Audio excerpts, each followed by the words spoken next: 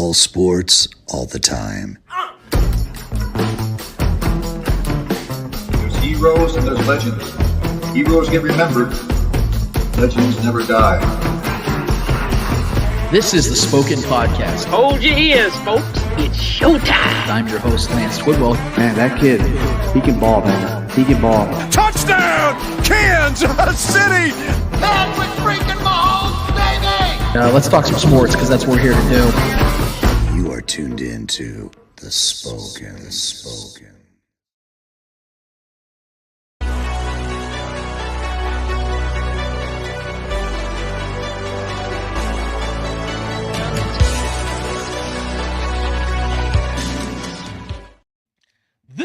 is the Spoken Podcast. I'm your host, Lance Twidwell, here inside the Starcade Media Studios with my guy, Trevor Twidwell. Was good. Episode 264 is in full swing, full motion. We're so happy to be here with you and for you to be here with us, whether you're live streaming, podcasting, or YouTubing. Thank you so much for taking the time to be with us in this time, as we have an awesome show for you guys today. We have an awesome guest that we've been tracking down for a damn near a year now. This guy's real busy. He's got a lot on his plate. He's a full-time father, full-time husband, full-time cook, at least from the pictures he constantly posts on his Twitter account. But he's also a full-time analyst when it comes to the draft, when it comes to the NFL, when it comes to the Chiefs. And we're so excited to have him. RGR's very own Daniel Harms is going to be on the show today in about an hour's time. We're really excited to have him on because we know that we're so close to the draft. We know you guys are so sick of hearing about the draft. You wanted to get here. Trust me, we're the exact same place, but we have got to get some last-minute expertise on this show before the draft gets here, guys. We are a week away from that taking place,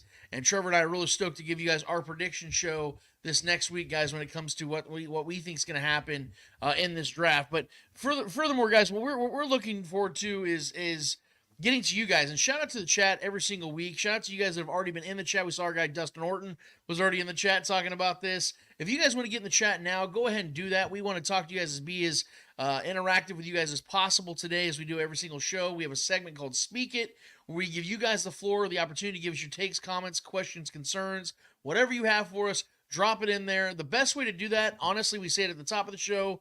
We'll say it at the bottom of the show as well. Get on YouTube.com.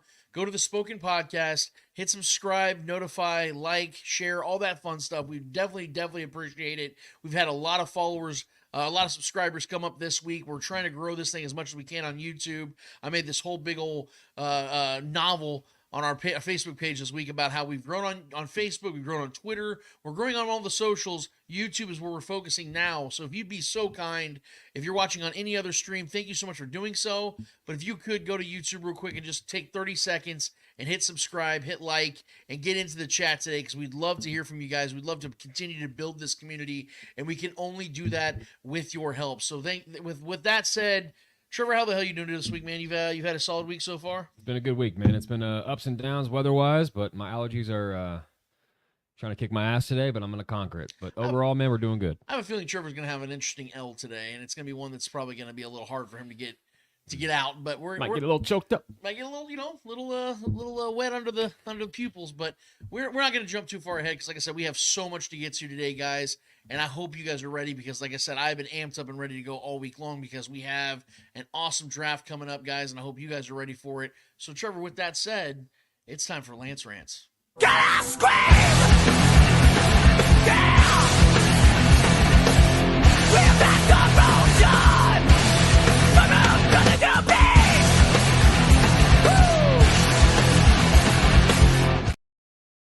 All right, so when it comes to the Chiefs, I've been very honest with you guys from the very beginning. I had this wish list that came out back in February of what I wanted to see the Chiefs do free agency-wise. And for the most part, Brett Veach actually got a lot of those done. It makes me feel cool to think that some of the things I wanted to see happen, some a little more common sense than others, but to see him go and get some of these guys back and go and make some signings like he has really excited me to think that, there could be something to the way that Brett Veach sees things and I see things at the same place, same time, and I like that. And for the draft, this is where I really want to focus in on today, guys, because I think that for the most part, the Chiefs have addressed the needs they need in free agency. I still believe they are going to sign a wide receiver in free agency, probably after the draft, to kind of gauge the market and see where they're at.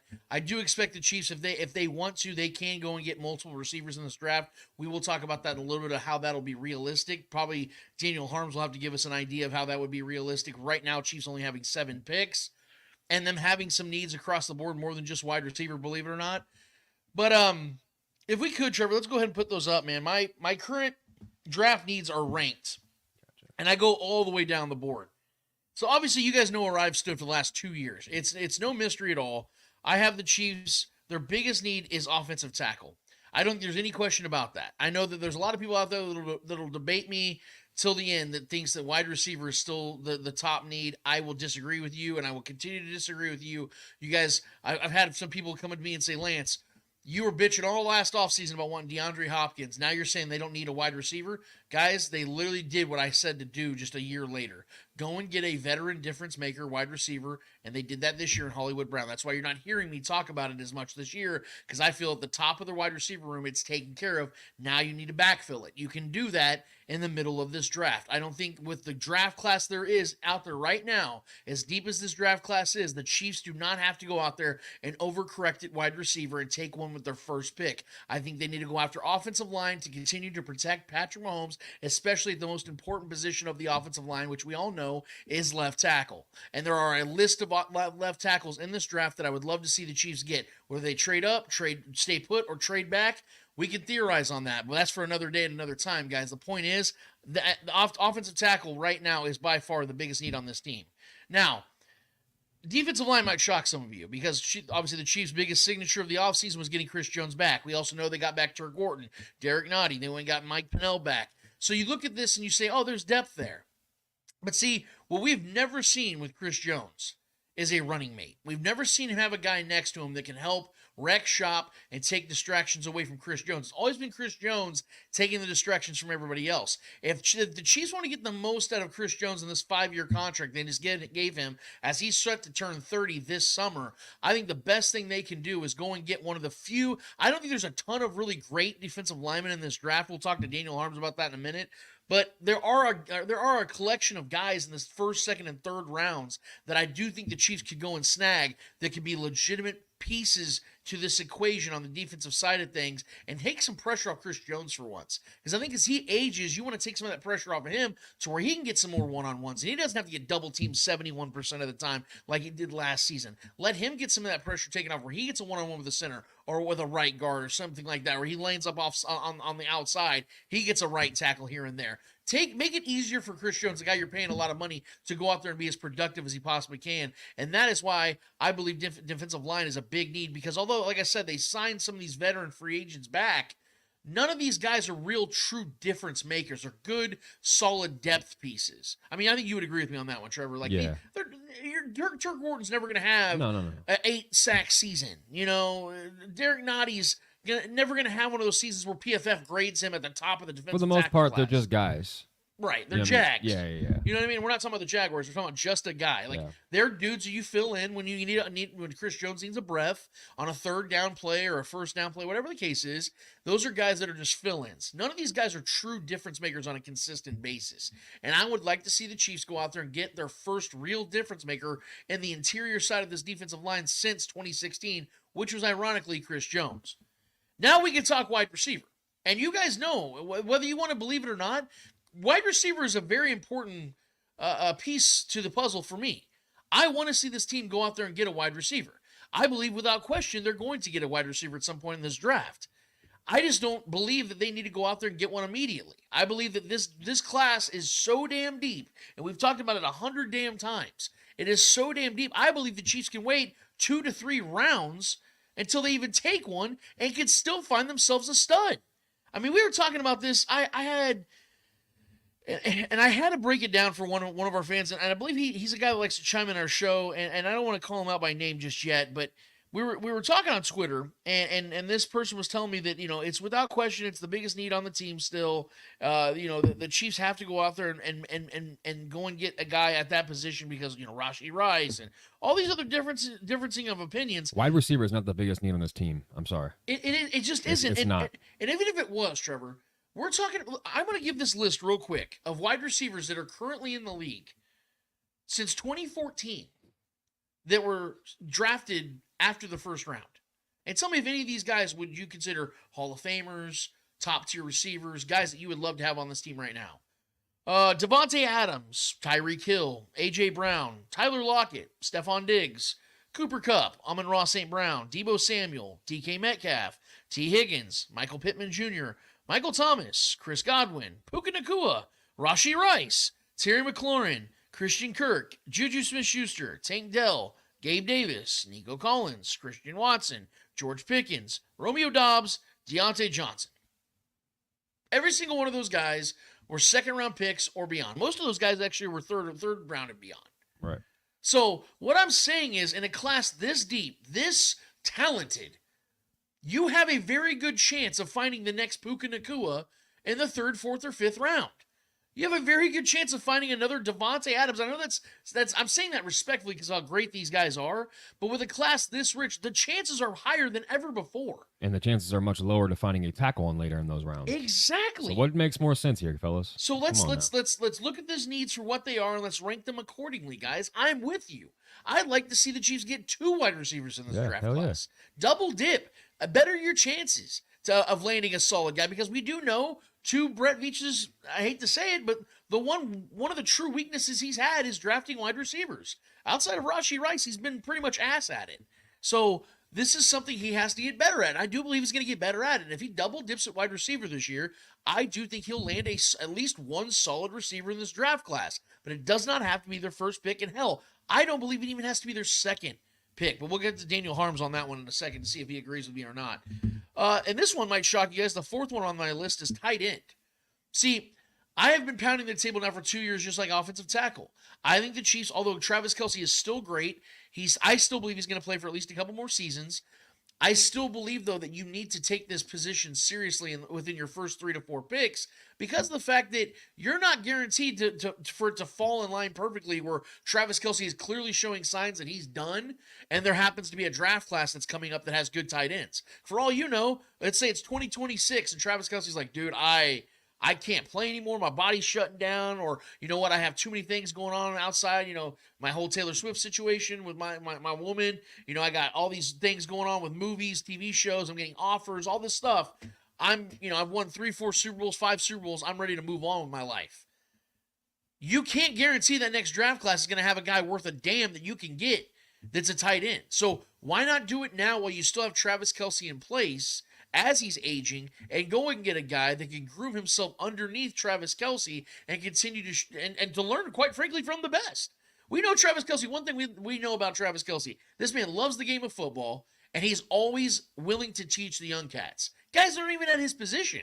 He's always, you see him at training camp, always in those guys in their ear, telling them something, trying to teach them something. Even on the defensive side, fighting of things. with them too.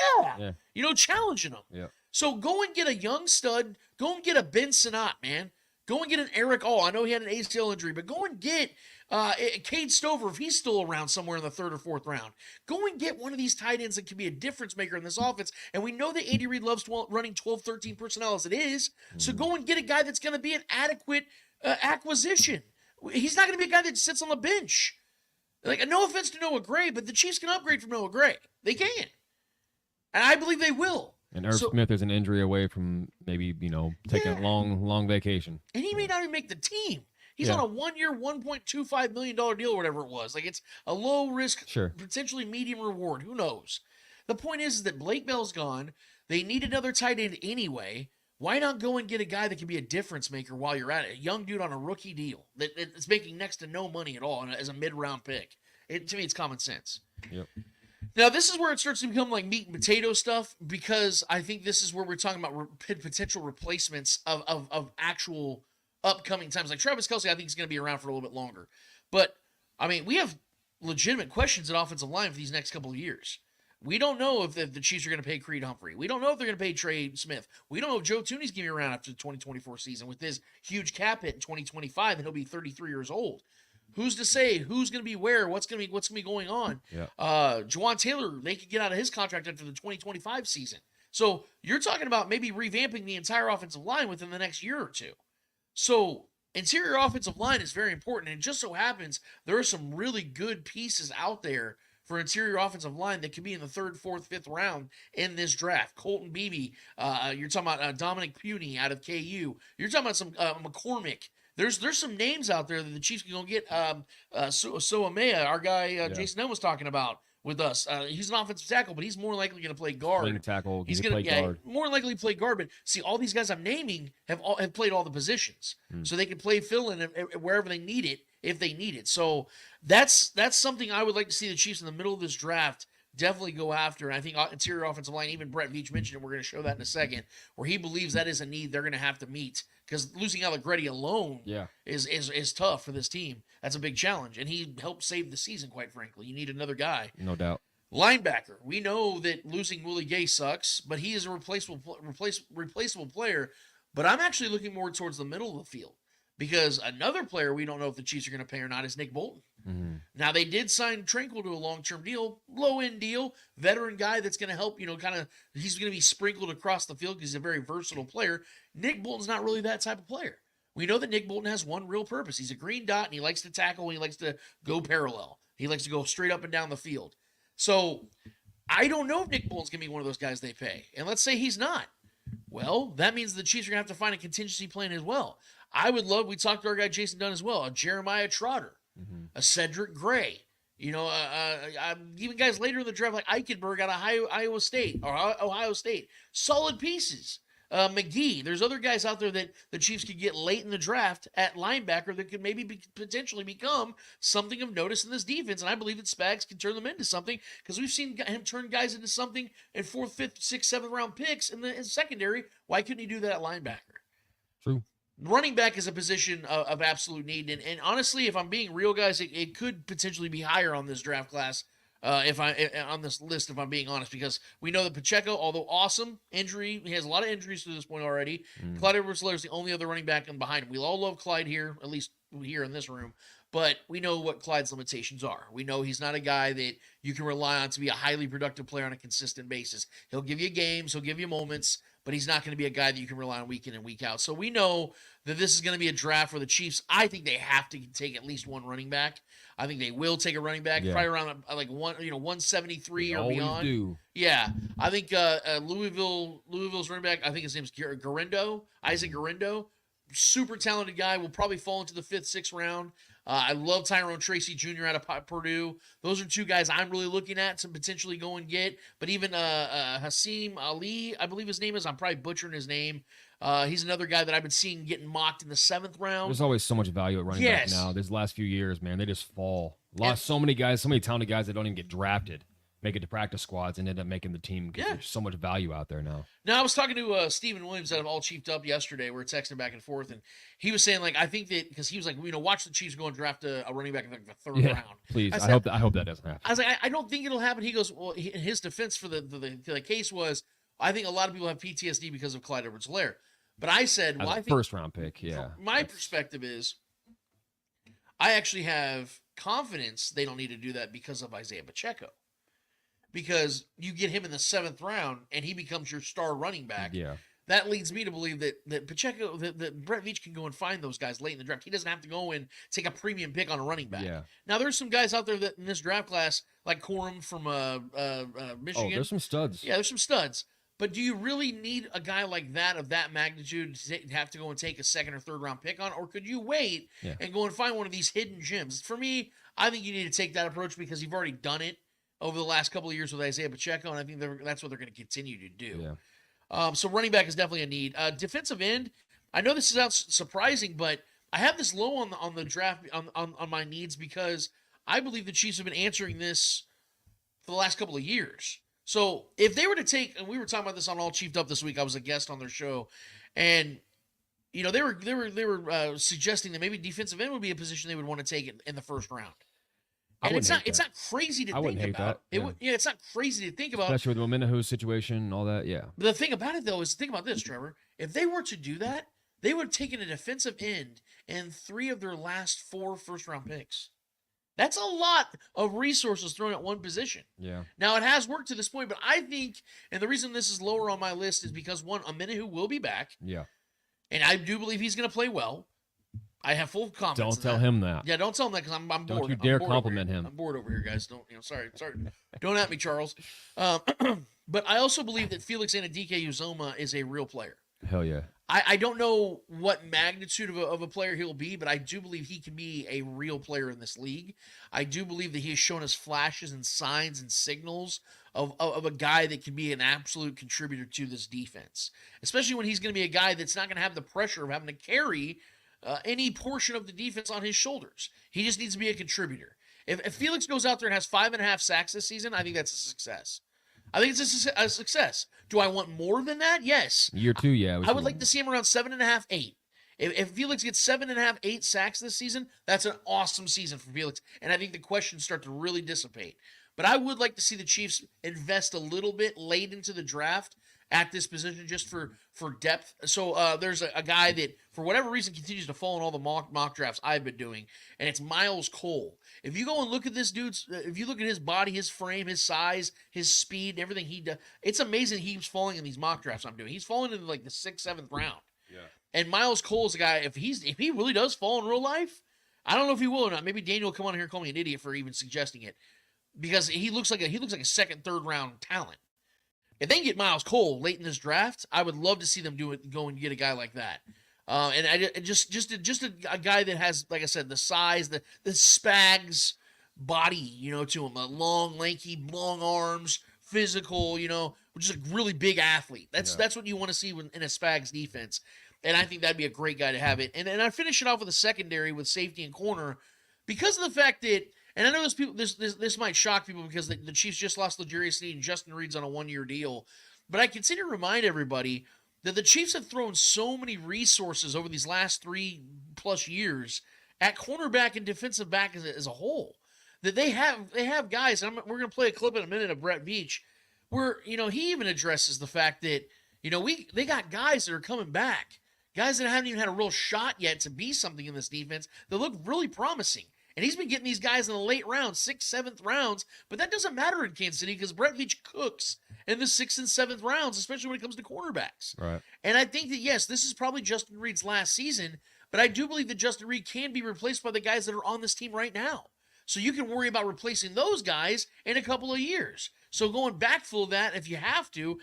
But I don't think that safety and corner are the biggest of needs. In fact, I think right now, outside of quarterback with Patrick Mahomes, they're 2 of the least needs the Chiefs have. I think they have enough depth there for the next season. They don't really have to worry about even if they. I said this. I think I said this on this show, and I'll say it again. If the Chiefs don't take a single cornerback or defensive back in this draft, I'm totally okay with that. Even losing L'Jarius Sneed, I'm okay with that because they've already adequately replaced L'Jarius Sneed in my mind. Yeah. So what are they really losing? Now, if they take one in the later rounds, I'm good with that because I think that you should. If you have the ability, if there's a dude that falls like a Devonshire, like if he was to somehow fall into the draft and he's sitting there in the late rounds, okay, go and take him. I'm not gonna be mad about that. Yeah. I don't believe in the whole best player available shit. I'm not that guy. I believe you go and you answer your needs. I'm not saying overreach, but if there's a guy that's adequately at that round that you can say, oh, we need that position, you go and take that. Don't take best player available. We were in a luxury position when we had L'Jarius Sneed because he was just an extra cherry on top of that room. I mean, we saw the splits with and without him on the field when he was available and when he wasn't, when he was out in certain games. We still did very well. Right. Similar to the depth of linebacker position, right? When Nick Bolton was out, we played very well without him because we had guys like True Tranquil, and we have depth at certain positions that aren't a massive need. As much as it sucked watching him walk away, not being a part of this team and this run again, his position is very replaceable. And we have great depth at that position. So yeah, I wouldn't be surprised, man, if we didn't go DB or safety in this draft. Right. At least not till, like you said, like the last pick maybe. Right. Or even there's like I said, there's always undrafted free agents that signed to the practice squad that if we want to make a splash and try to make a name and try to make a team, there's always those guys too. And Andy Reid and Veach know how to find those kind of guys as well. So yeah, I think that's a high possibility that we don't take one there. I agree 100%. And this is where I stand also on the one more thing about the defensive backs. Like I said, I think that we need to understand, guys, the potential that some of these guys that most people don't even know yet really have. See, like when Joshua Williams and Jalen Watson came into town, no one knew who the hell these guys were. Guys. Yeah, and Jalen Watson and Joshua Williams day one really proved themselves. Yeah, and continue to prove themselves. I think Brian Cook still has things in the tank that we don't know about yet. That dude's a dog. I mean, and I'm telling you guys now to watch out for Nazeeh Johnson, watch out for Nick Jones. Nick Jones for sure. You guys know where I stand on Tramari Connor. I've been saying since day one, I think this guy's going to replace L'Jarius Sneed. I think he's going to be an absolute X factor in this defense. Mm-hmm. Those are just 3 names right there, guys. So take it for what you will. If you still think corner or defensive back it should be higher on the list, so be it. We brought back Deion Bush too, as a guy that Andy Reid likes a lot. Yeah, thank you. Deion Bush, he played well when he filled in certain times. He's made some plays, so I mean, we got depth there, man. Right, 100% agree. Now, what we're gonna do here, guys, to show you this week. It was actually yesterday. Brett Veach had a press conference with the local media. It lasted about 25 minutes. Very, very good. I feel bad for Brett because if you watch the video, and you're gonna see in a second, he looks very tired. But that's just because this man puts a lot of work into what he does, which makes him who he is. And we're going to talk about that in a second as well.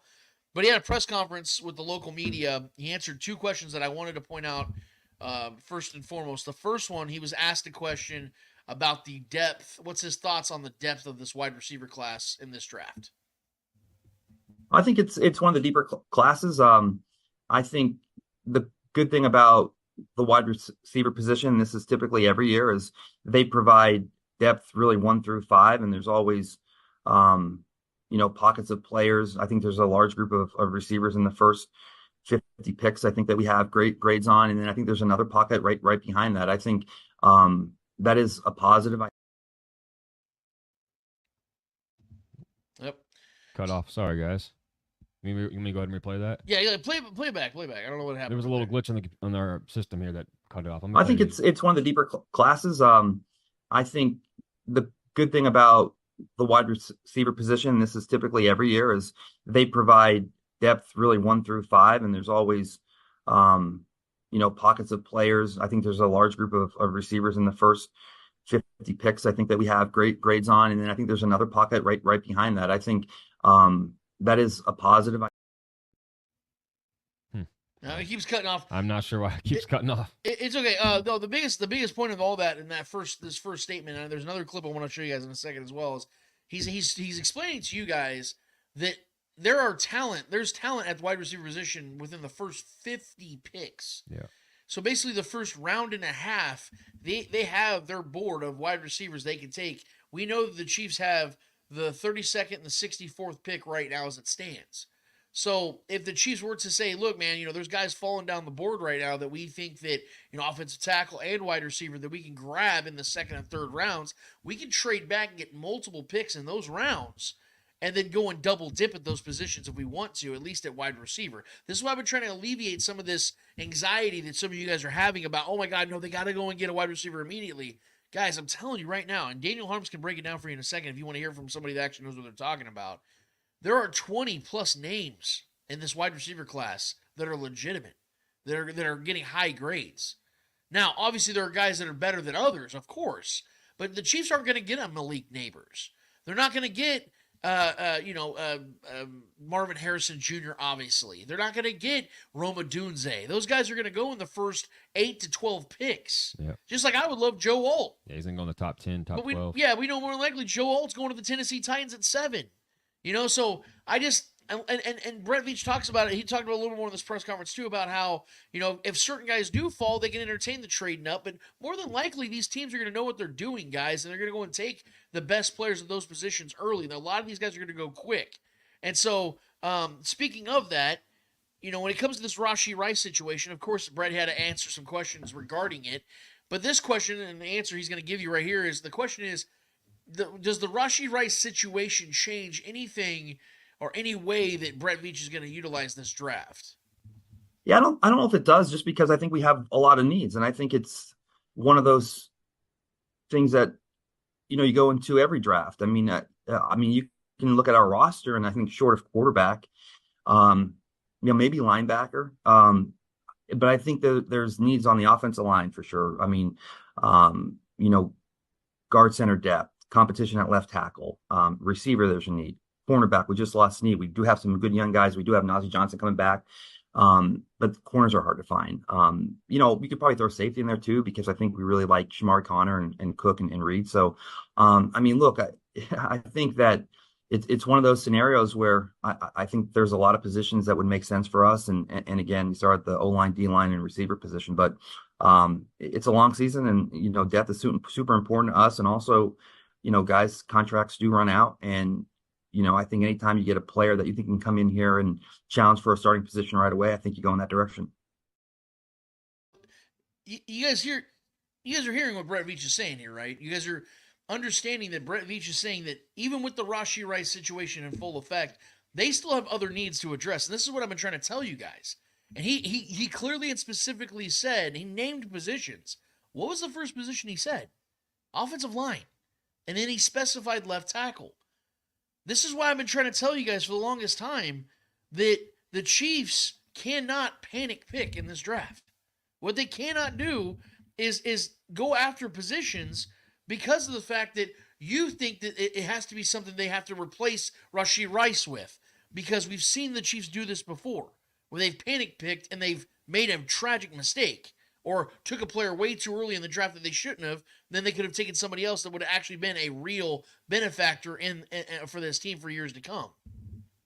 And the biggest reason why, guys, I'm so adamant about letting this play out, and I know that sounds nuts for me because I'm always the one that's coming at I'm raging against the machine, and I'm going up against, what everyone else is going up against. I guess I'm doing it now, but it's just in a different way, is that in some form or fashion, I'm trying to basically tell you guys, we need to allow Veach to continue to cook.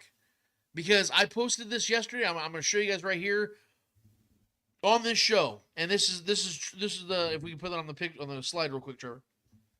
As Chiefs GM, Brett Veach has made 41 draft picks. Of those 41 picks, 34 are still on an NFL roster. 24 are still on the Chiefs roster.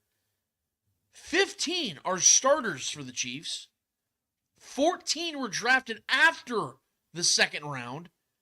And all 4 of his first-round picks are still on the Chiefs roster.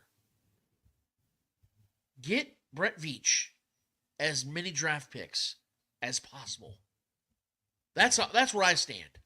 Look, I have my opinion on how I'd like to see them go about this draft. You guys fully know and are fully aware what position I'd like to them to go after. I just showed you their biggest needs, in my opinion. But I am at a place now where if Brett Veach goes in a completely different direction, I may not agree with it, but I've seen this man do things in this draft that few other GMs could ever dream of doing. He is killing it, guys. The accuracy that he has with these draft picks is insane. It's damn near historic. The way he's been able to build this roster on Patrick Mahomes, the way he's been able to draft pieces. He may not be drafting a ton of superstars here and there. Like John Dorsey was really good at finding like absolute gems. Like he found, let's give him credit. He did draft Patrick Mahomes, even though that was Brett Veach's guy. But he did go and get Travis Kelce in the third round. He did go get Chris Jones in the second round. Yeah. Like he found the gems, like the all-time great players. Yeah. Our guy Brandon Chester on YouTube just commented and said, Chiefs have interviewed lots of lower round positions. Javon Foster, Matt Goncalves, Patrick Paul have all been interviewed. These are prospects that are said to be drafted from round 2 to 4. Yeah, and then there's Kingsley Suamataia, a guy that I'm huge on from BYU. They've talked to him as well. Foster, guys like that from Missouri, I think he's going to probably end up being a right tackle. Mm-hmm. So unless the Chiefs are planning on bringing Jawan Taylor over to left tackle, I don't see Javon Foster being a real option. He's Paul getting paid like one. I would say Paul out of Houston that he'd mentioned. I would say that is a legitimate guy. I think the Chiefs could probably end up finding him if he's there in the right spot. Yeah, second or third round. I do believe he would be a guy. But that's what I'm talking about, guys. Like I'm quickly jumping on the side of if the Chiefs don't have a guy at 32 that they can't pass up on, they need to trade back and go and get more picks. Because quite frankly, I love the idea of Brett Veach getting more than 7 picks than less. Because even in drafts, what was it, in 2021, he had, I think, 6 picks, and he hit on 4 of them. Mm-hmm. 4 of 6 picks? So if he keeps that ratio going, we're talking about a guy, if he gets 8, 9, 10 picks in this draft because of a trade back or two, then all of a sudden you're talking about a guy that can maybe hit on 6, 7, 8 picks. Are you kidding me? Like, think about the potential of what that would do for the next 3 to 4 years for this team if he hits on over half the picks again, which he normally has. Like I said, 24 of his 41 total picks are still on this roster. I mean, and it's nuts to think about. His hit rate is pretty high. It's insane. So, especially over these last 3 drafts. These last 3 drafts have been unreal. He's killed on these last 3 drafts. Now, FAU will have to decide. That'll really determine how great he's been at this draft. Because if FAU becomes something special, or just a good dude, a guy that's getting you 8, 9 sacks a season, these draft picks look even better. So this is what I'm trying to tell you guys, that we have to be able to trust that Brett Veach is going to go and do the right things at the right times. So, Trev, I mean, where do you stand right now? I just want to get your thoughts before we move on to this next topic that I want to get up. But when it comes to where the Chiefs are in this draft and what, the position they're in, do you see it the same way that I'm talking about? Because I know you and I have been in lockstep the whole time, but hearing Brett Veach talk about how he knows how deep this wide receiver room, this class is. He knows that tackle is a bigger need right now by basically what he just said, by saying no matter what Rashee Rice is dealing with or what we got to deal with Rashee Rice, we're still gonna have to go about it the right way. Or do you think that this might have to make them rethink their inks a little bit, maybe have to reach a little bit further on a guy that you may not even be aware of right now? I mean, I think that's what a lot of the public thinks the Chiefs are going to do. And I think the Chiefs can use that to their advantage as far as what other teams are doing. If other teams want to, play the poaching role where they poach, and they overdraft receiver early on, and that means value will fall to this latter rounds, the second, third rounds, that can work in our favor. But it's really, honestly, man, as an avid fantasy football player, I know it's not the same thing, but it's a similar strategy as far as how you think and approach drafts in the fantasy world of sports. It's really about how the board is going, what positions are going, what trends do you see taking place? Do you want to set a trend? If you take a big name early, with a position that and a lot of people don't expect. I think the 2 main positions that the people are expecting the Chiefs to go in the first pick, if we don't trade up or back, is receiver or tackle. I think those are the 2 most talked about positions for the Chiefs. Some people will maybe have a defensive back or a corner, just because the overreaction to the L'Jarius Sneed move. But I think most people think the Chiefs are taking receiver. I think that's the overall consensus idea of what's going to take place there. But I think if we move up, I think it's more for a left tackle than it is a receiver. But if we move back, we trade back and get another pick, I think that means we're taking a receiver in rounds 2 or 3. Maybe 2 within the next 2 or 3 of those picks. But I'm with you. I think I've been on the offensive tackle train. I think whether it's a swing tackle, super talented guy that can play all throughout the line, or a solidified left tackle, big name guy that has happened to fall into our lap. If we don't, that is if we stay where we are. But if we move forward, if we draft, if we trade up, I mean, it has to be for a left tackle. I don't think trading up for a receiver makes sense because I think there's so much depth at the receiver position, and there's going to be so much value that's going to fall, I think, in this draft.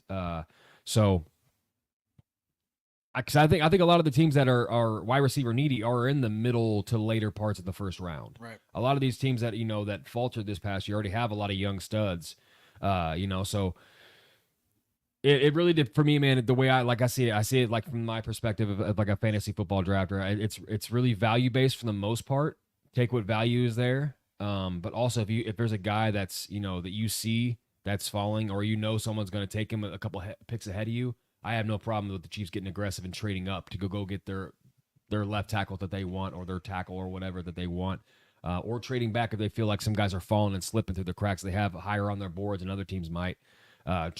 Trade back, collect a couple more picks, and hopefully land that guy that you see slipping. That's kind of the strategy that I would approach, and I think that's what Veach has been throughout the years, is aggressive and getting the guys he wants. So, well, let me put out some comments out here real quick, Trevor, if we could. Yep. Our guy Dustin Orton, who said good morning earlier, said most shows tout it's for the people, but this group actually means it and shows it every week.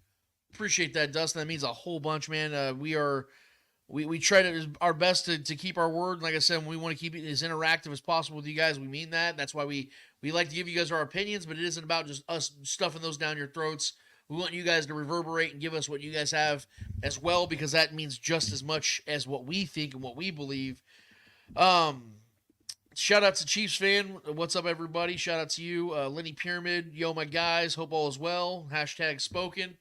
Lenny, everything is good. We appreciate you being here, brother. We hope that you will stick around. We have a great show still for you guys. Got a lot more to get to. Arrowhead News and Reports, Rumors Reports. What's up, Lance? What's up, Bryce? Good to hear from everybody. Fuck me, right? Huh? Yeah, fuck you, right? No, yeah. What's up, Lance and Trevor? Let's go ahead and modify that. But no, Bryce, keep kicking ass, buddy. Looking forward to being on the show this summer with you, man. Let's see what else we got here, guys. Just I don't want to get some of the questions. I think we can get some of these. I got a lot of the questions tucked away. So if you guys ask questions, trust me, we'll get to them. I have them saved for speaking segment. Speaking, yeah. yep. Our guy Brandon Chester said that Foster did play all the snaps at left tackle. I'm not debating that. That's not the point I'm trying to make. What I'm saying is, according to, and we'll have Daniel Harms clarify this. Daniel Harms himself was talking about how he believes that guys like Javon Foster and dudes like that will probably play right tackle in the league. Not to say that Foster didn't play left tackle. I'm saying that according to his style or his skill, they might move him. We see this all the time where offensive linemen might play a position for the majority of their careers in college and then end up being another position. Yeah. We've seen guys play guard that end up playing tackle and vice versa. So you never really fully know what a guy is until a team in the league gets a hold of him and says, no, we think you're this. So we'll definitely see about that. But Brandon did say I'd love to double down on both tackle and wide receiver and be down with both positions. I wouldn't hate that either. In fact, like I said, what I want to see the Chiefs do is get a tackle early, get a wide receiver early, and then go and get a tackle / guard to play kind of all the positions they need, because Nick Allegretti was that guy. They don't have him anymore. Yeah. Go and get a Dominic Puny. Go and get a Colton Beebe. Go and get one of those guys that can play all those positions, or a Bo Leamer out of Arkansas, somebody that can play all 4 or 5 positions to just back up. And maybe the Chiefs don't need him this season, but they might need him in 2025, like I said, when Creed Humphrey might be gone, or Trey Smith, or Joe Thuney, or multiple of those guys. Or yeah. You know what I mean? You never know, man. This is why I've been so big and adamant on keeping this offensive line and building on it now to where you aren't freaking out in 2025 trying to figure out what the hell you're going to do. You already have a few pieces in place, and it's taken care of. And these guys that you've already built on are now in year 2 as opposed to year 1. Because everybody keeps telling me, oh, you don't want year 1 guys protecting Patrick Mahomes. Okay, well then to your logic, how about we go and backfill some of these spots so in year 2, they're ready to take over? Like, this is, we're talking about the future just as much as we're talking about the present here, guys. You have to do both. You have to go and get pieces that can be present and future pieces. And that is what I'm looking at from this offensive line. You have to go and get guys that can play, that can be both of those if need be. Our guy Omar said great coaching and player development is a key factor as well with Veach draft picks. Exactly. And that's why I have a full faith in waiting a couple rounds and getting a wide receiver. Because I believe that this coaching staff can coach the shit out of some of these guys. Again, we talk about the only good wide receiver the Chiefs had last year was who, Trevor? Who was the only good wide receiver the Chiefs had last year? Rashee Rice. What round they get him in? 2nd round. Thank you. Yeah. Like, I mean, what is the problem with waiting again, guys, when it's been already proven, especially with they this can. deep of a draft? Yes. Yeah. That's what I'm saying. And it's bound that, look, we did a mock draft this last week at Arrowhead Allies and Starcade Media's umbrella company. I was with Clint, Noah, Brian B. Shinen, and Shaggy Shane. We did a show. We did a mock draft. And it's so funny because a lot of the guys on the show, and I'm not trying to call them out, but I'm going to call them out real quick. A lot of the guys are like, got to go wide receiver. In particular, our guy Clint, love him to death, but him and I had a little animated back and forth. I highly recommend you guys go watch that. It's on our channel after the show. At the very end, Clint and I have a little back and forth, and it's really good. But the point, my point remained, because even after we all picked all 32, the first 32 picks, yeah, wide receivers like Brian Thomas Jr., Troy Franklin, Roman Wilson, Ricky Pearsall, Jermaine Burton, Keon Coleman, and Jalen Polk were all still sitting on the board when we were done with the first round. All of those guys could go in the first round. We'll gladly take any of them. All of them could. I'm not saying they will, but all of them very well could go in the first round. And they're still sitting there, even with a room full of people outside of me, they're more than willing to go for a wide receiver in the first round. That should tell you how deep this class is, guys. The Chiefs could legitimately get a Jalen Polk or one of these guys, like I said, later in 𝚂𝙿𝙾𝙺𝙴, they could fall into the second round. Hell, some of them could fall into the third round. You guys know how big I am on Brendan Rice. That dude's got a mid 130s ranking right now in all positions. Let's go. If he falls at 95, go get him. Go get him. He's one of the most talented guys in this draft class.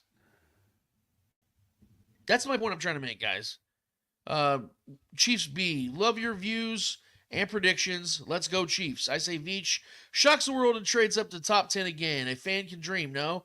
Boy, I mean, look, if they're trading up top 10, then we're talking about what Jason Dunn said. Yeah. You're getting a Brock Bowers, you're getting a Joe Alt, right? I Yeah. mean, you'd agree?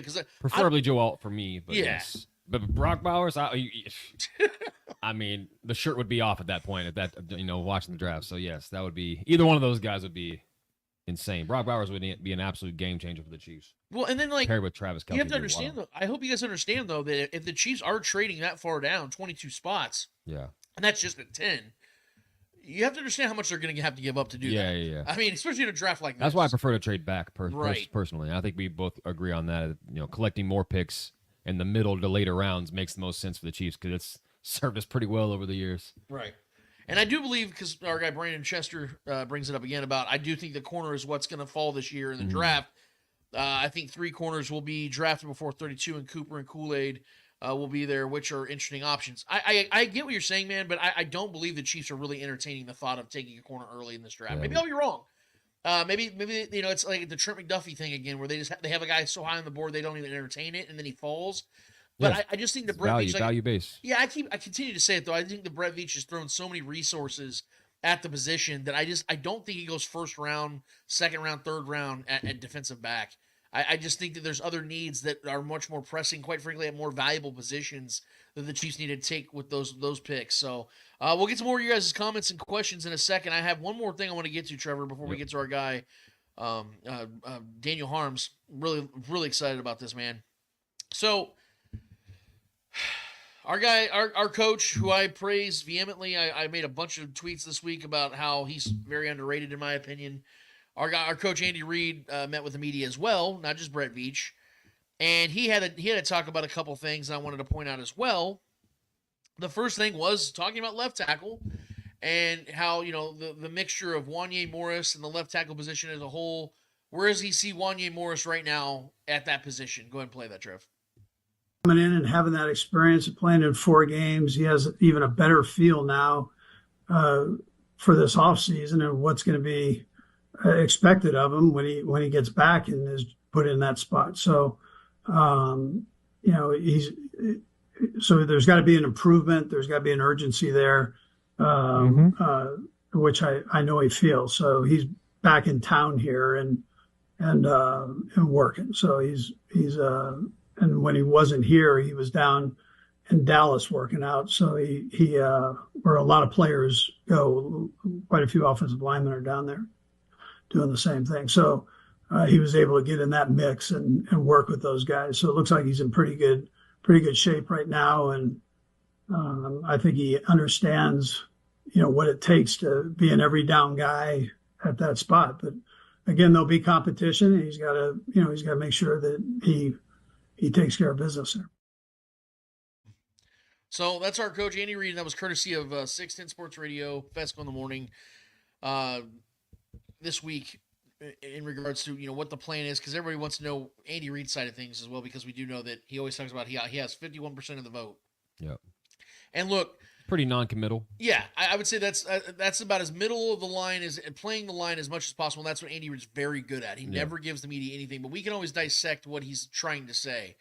And what I think Andy is telling us is he does not believe that right now Wanya Morris could step in and be the left tackle one without question. Yeah. I think he knows that at best Wanya could go in and have a competition at training camp and see who wins the fight, which is why. And again, it sounds like I'm repeating myself here, guys, but this is why offensive tackle is without question their biggest need. Because at best, as I said, I tweeted this out and I put it on our Facebook group. Guys, we're talking about right now, with Rashee Rice, regardless of suspension or not, the Chiefs have two reliable wide receivers in the room right now. The Chiefs at left tackle have a maybe at best. Yeah. Right now, and look, I am open-minded to the thought that Wanya Morris could turn into something good at left tackle. I'm open-minded. Do I believe it's going to happen? No. I don't believe he's a left tackle. He was a swing tackle at Oklahoma, but played the majority of his time at right tackle and was a third-round pick. Okay? It's not often that third-round picks become something huge and great in this league at offensive line. It does happen, but not a lot. It's more likely it's going to be a first-round pick or a guy earlier in the draft. That's what I think is going to happen in this draft. I think the Chiefs need to go and get a guy and say, hey, look, if we believe that Ďeňa has a chance to get this job, go draft a guy and may the best man win. That's the way I look at it. Go and get yourself a Kingsley Sumatamaya. I'm totally butchering his name. Him. Go and get a Paul out of Houston. Go and get one of these guys that are ranked in the top 45 and go and get that dude and see what you can do. And then you have 2 more picks that you can go acquire from some other team, 2 or 3 more other picks that you can double dip at wide receiver. You can go get off interior offensive line. You can go and get defensive lineman. You can go and get linebacker help. You can go and do these other things, but you're answering the biggest need first and foremost. That's what you're doing. And then Ďeňa can say, hey, look, I got competition. I got to step my game up. I got to do my best and see what I can do and see if I can outplay this potential first-round pick guy, a guy that would have gone in the first round if the Chiefs would have stayed at 32. Instead, they pulled back, and now they got this guy that looks like a project. But, see, this is the funny thing, Trevor. Real quick, and I get your thoughts on that. Everybody calls whatever offensive lineman or offensive tackle the Chiefs grab in the later part of the first round or later in the second round, they call them projects. Wouldn't you call Ďeňa Morris a project right now? Of course. He has 4 starts in his career, and he had a 55 grade. Yeah.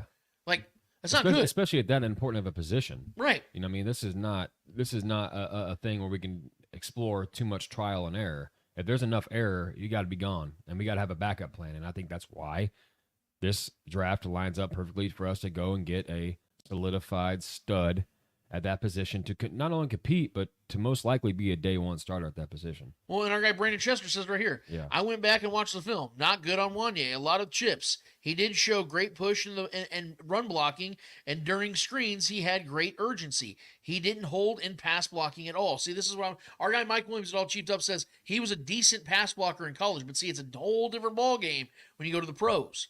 So this is what I'm worried about, guys. Like, everybody's just so people just assume, oh, Ďeňa can step in and play left tackle. Do you guys understand how valuable that position is? So many people blamed Orlando Brown Jr. for Patrick Mahomes' injury against the Jaguars in the divisional round in 2022. Orlando Brown Jr. was significantly better than Ďeňa Morris. So unless you guys want to see that replicated, because y'all were willing to blame Orlando Brown for that, then you're going to have to start getting used to blaming Ďeňa Morris for a lot more. Because at this time, guys, I hate to sound negative, I don't believe he's got the goods to be a left tackle starting in this league, especially for a Super Bowl contender. I just don't think he's got that. I think he's a good depth piece. A guy that if Juwan Taylor was to go down for a game or two, he could fill in at right tackle. Play a little guard here and there. I think he could be that guy. I don't believe he's a left tackle because even as our guy Jason Dunn said, the demand and the athleticism that is put upon a left tackle is way different. It's way different. Of course. So you have to go and get a guy of better value and more talent. Brandon Chester again. This is why I hate drafting a right and to play left tackle and vice versa. No experimental picks. Exactly. Yeah. I mean, there's pros and cons to experimental picks. I mean, when they don't work out, they look bad. But when they work out, they make Andy Reid look like a genius. Right. And he's had numerous occasions where he's looked like a genius because he has, taken guys that were either troubled or were kind of like a fluid positional type of player, like a Tyreek Hill and guys like that, and they became superstars in this league, and they got paid top tier money.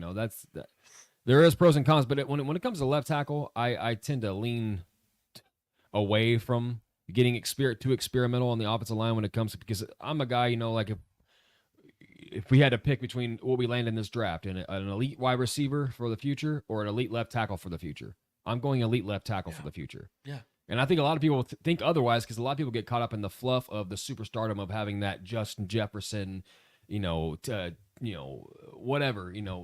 Adams kind of guy.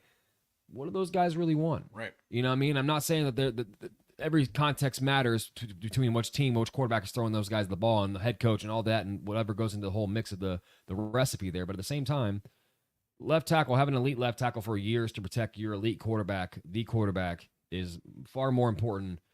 You can build pieces in the wide receiver room and have a good, capable group. But if you're weak at that protection, it doesn't matter at that point, man. So our coach Andy Reid answered another question And see, I was fine with what he said about Wanye because, like I said, Trevor, you both said very non-committal. He's leaving it open. That's what I like to hear. What I don't like to hear is what is said next when Andy Reid is asked about 𝚂𝙿𝙸𝚂𝙀. Yeah. So listen, I mean, 𝚂𝙿𝙸𝙀 is arguably one of the most talented guys we have on the team. It's just a matter of staying healthy and being able to stay on the field. And you always hear about the reliability, accountability, all those things that go into it. And so I'm expecting him to come back ripping and ready to go. And it's great that he's down there working with Pat and putting the work in. So that's that's a positive. But yeah, no, listen, we like 𝚂𝙿𝙀𝙀. It's just a matter of having him on the field. All right, let me know in the chat if you guys heard that video. If not, we'll have to play it again. Yeah, go ahead and run it back. All right, I'm gonna run it back one more time. Yeah. So listen, I mean, 𝚂𝙿𝙀𝙀 is arguably one of the most talented guys we have on the team. It's just a matter of staying healthy and being able to stay on the field. And you always hear about the reliability, accountability, all those things that go into it. And so I'm expecting him to come back ripping and ready to go. And it's great that he's down there working with Pat and putting the work in. So that's that's a positive. But yeah, no, listen, we like 𝚂𝙿𝙀𝙀. It's just a matter of having him on the field. Well, you guys got to hear it twice, so they said they heard it the first time. So, well, unfortunately, I had to hear that. I'm glad twice. you guys got to hear that twice. Nah, I'm very sorry you had it. You got to hear about the most talented receiver in the. I really hope this is just Andy hyping him up, trying to up whatever trade value he can get out of 𝚂𝙿𝙀𝙀. How much more do we really need to see from this? I don't. It's a breakout season. It's 𝚂𝙿𝙀𝙀's breakout season. I want you guys to give me a number of games that you need to see before you're finally done with the player. For me, I think it takes 2 seasons at most. I think if it's 2 seasons in, the guy is not progressing, and I'm talking about in a position like this, especially a skill position. If he's not progressing, if that guy is not showing you life or anything of anything, in fact, if they're getting worse, that usually tells me that it's probably time to close up shop on this player because they're in the business of winning championships. You can't afford to have the risks of putting guys like 𝚂𝙿𝙀𝙀 out here literally gift wrapping pick sixes to teams and changing the seeds of who's ranking the AFC playoff picture based upon his hands that are made out of paper bags. Like I don't know what more do you guys need to see, and I don't want to. Again, I'm sitting here trying to tell you guys to trust in Veach and what he's saying and how he's viewing this draft, and then I'm also trying to say all at the same time that I hope that Andy's just telling half-truths here to kind of build up a guy so if a team is interested in his talent, that they will go and give the Chiefs a conditional 6th-round pick or something of that nature. I don't know if that's going to happen. It probably won't. I just know that if I see 𝚂𝙿𝙀𝙀𝙀 on the field one more time for the Chiefs, I'm going to lose my shit. Oh, he's going to be on the field, man. It's going to happen. He's going to We'll see about that. You know what? Let's go ahead and just ask the guy that's about to join us right now. And again, I said at the top of the show, this is a dude that I've been chasing, damn near stalking, because he's a busy dude. And then I've been very patient, very understanding, and I know he's got a lot going on. But I saw him with my guys that all chiefed up on a Saturday. I was like, okay, you know what? Damn it, he's giving me a Saturday. It's gonna happen. I'm gonna make sure this happens. Trevor, I think it's time to enter what zone? What zone is it? Guess where you just got into cool guy zone. It is the Spoken Podcast. We are so privileged and honored to have our guy from RGR. He does all this stuff, man, for Cover One. He does all kinds of draft specials. This is a dude that I respect vehemently. I love everything he posts, man. This dude is one of the most knowledgeable dudes on Twitter. If you're not following him, I don't know what in the living hell you're doing. He'd never put you in harm's way, even though his Twitter handle is literally in harm's way 19. Let's give it up for the one and literally the only Daniel Harms. What's up, Daniel? What's up, man? Man, what's going on, guys? Thank you very much for the intro, for having me on. And I know that it's always difficult to get stuff nailed down in April. Like that's the 1 month. If even during the NFL season, if there's 1 month that's going to be hard to nail down, it's April. So I'm glad we were able to get this going. And after, honestly, a rocky start to our relationship on Twitter. It's nice to have, some, some just kind of getting back to it, restarting everything fresh off the, all that stuff, getting back to it. And I'm glad to be here. Appreciate it. Dude, I couldn't agree more. And just to add to that, I appreciate the fact you hit me back, and I was like, bro, look, I don't know what happened. Like, I know I'm probably too much on Twitter. It's okay. I understand like where people view me on that, but I appreciate the fact you gave me a shot to just kind of talk back and forth, and here we are doing this. It really, in all seriousness, dude, it does mean a lot that you would take the time to hang out with us schmucks, because we're trying to grow our brand here. We're trying to do this, and having people like you on the show, it's only going to help us do that. So you're definitely being a big help to us, dude. So in all honesty, it does mean a lot, dude, that we're doing this, and we got to bury the hatchet and all that stuff. That's what it. Yeah. I was kind of hoping we'd see the princess here. Remember where the hell she at? Is she too busy cooking one of those currently awesome eating meals lunch. you always put together? Currently eating lunch, watching some Bluey. So Nice. we made some banana bread this morning, and then she went to the store with my wife, and right now she's enjoying some lunchtime. She'll probably run up here at some point. There's always like an 85% chance that you'll see my daughter on a stream if it's whatever it is that I'm doing, because she's always in, and I like to keep this as family. I guess not necessarily family friendly, because that's not always how I do everything, but accommodating. How about that? We do accommodating. Been there. I do enjoy it, dude, when I'm watching the videos and all of a sudden she'll run in, you have to like put on the dad mode real quick and then like get back into analyst mode. It's pretty cool to see how you're able to adjust like that. And Trevor and I have, little girls in our lives and stuff in our family, and to see you have a little princess like that, bro, it's awesome to see, bro. She's adorable as hell, dude. So, thank you. Start first and foremost, man. I mean, I told you before we had you on the show that we're big when we have people on for the first time. We want to get the origin of the person, of what got you to where you're at right this second.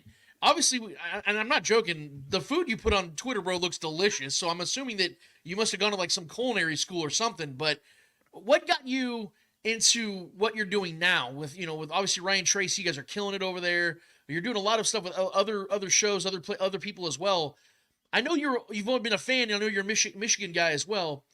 You probably came by it honestly through family, things like that, but what gave you the passion, the drive to really put yourself out there and put together mock drafts and really put your name behind things? Yeah, that's it's a loaded question, because I'll be honest. There wasn't a lot of drive early in my career, like in my life. A high school career, I was the guy who waited till the last second. I would be doing homework that the class before it was due, that kind of thing. Like, I didn't have that mentality of I need to like consistently get things done and work to get what I want to. And even when I was playing football in high school, I didn't try very hard. Like, I'm a big guy. My coaches forced me to play positions that I didn't want to play, and I'm just like, fine, I'm just not going to try very hard. And that's just kind of how my life got me to. And then I was in the military for 4 years. They medically retired me. I have, a Crohn's disease, and they said, fine, well, we don't want to deal with that, which whatever, no big deal. My life doesn't change a ton because of it. But after that was where it was like, I'm floating around trying to figure out what I want to do. And I went to college, wanted to look into getting a media degree, but honestly, after that, I was just really floating around. And then I found Twitter in 2016.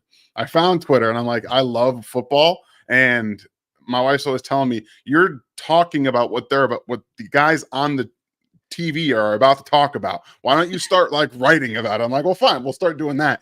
And when I found Twitter, it was just this escape into everything that I've always wanted to know more about football.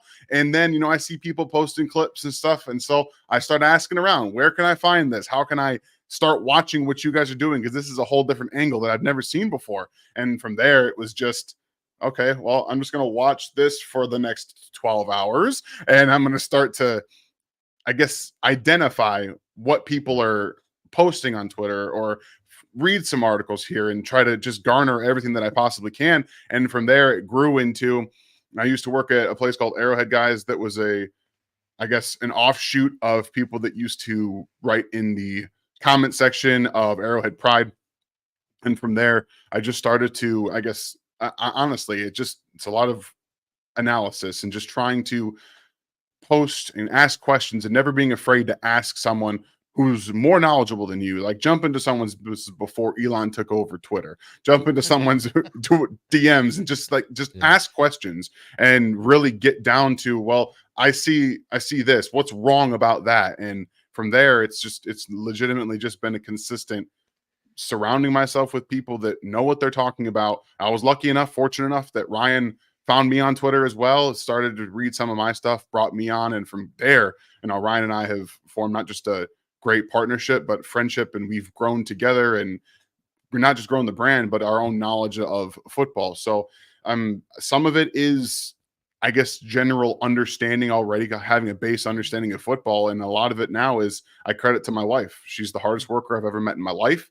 And when I met her, I was like, I want to do that. I want some part of that. I want to find something that makes me drive and get better at things that I do like she does. So that's what football has been for me. And it's been the last 6 years now, almost, I guess. Yeah, but it's about six years now. It's just been every day. Just do what you can to get better. Always get a little bit better every day. So just lots and lots of work, man. Well, the work definitely shows, bro. It definitely does. And I'm not bullshitting you. I tell this off air as well that I told Trev this a couple weeks ago when you and I booked this. I was like, bro, this is going to be, no pressure, Daniel, but I was like, this is the guy that we got to have on the show right before the draft. Like, I wanted to make sure this is the last guy we have on, because watching your shows, listening to what you always say, like, I always feel like I'm learning more, because this is the first year. Yeah. Full disclosure here, man, this was the first year I really sunk into the draft and started to learn about the players and their tendencies.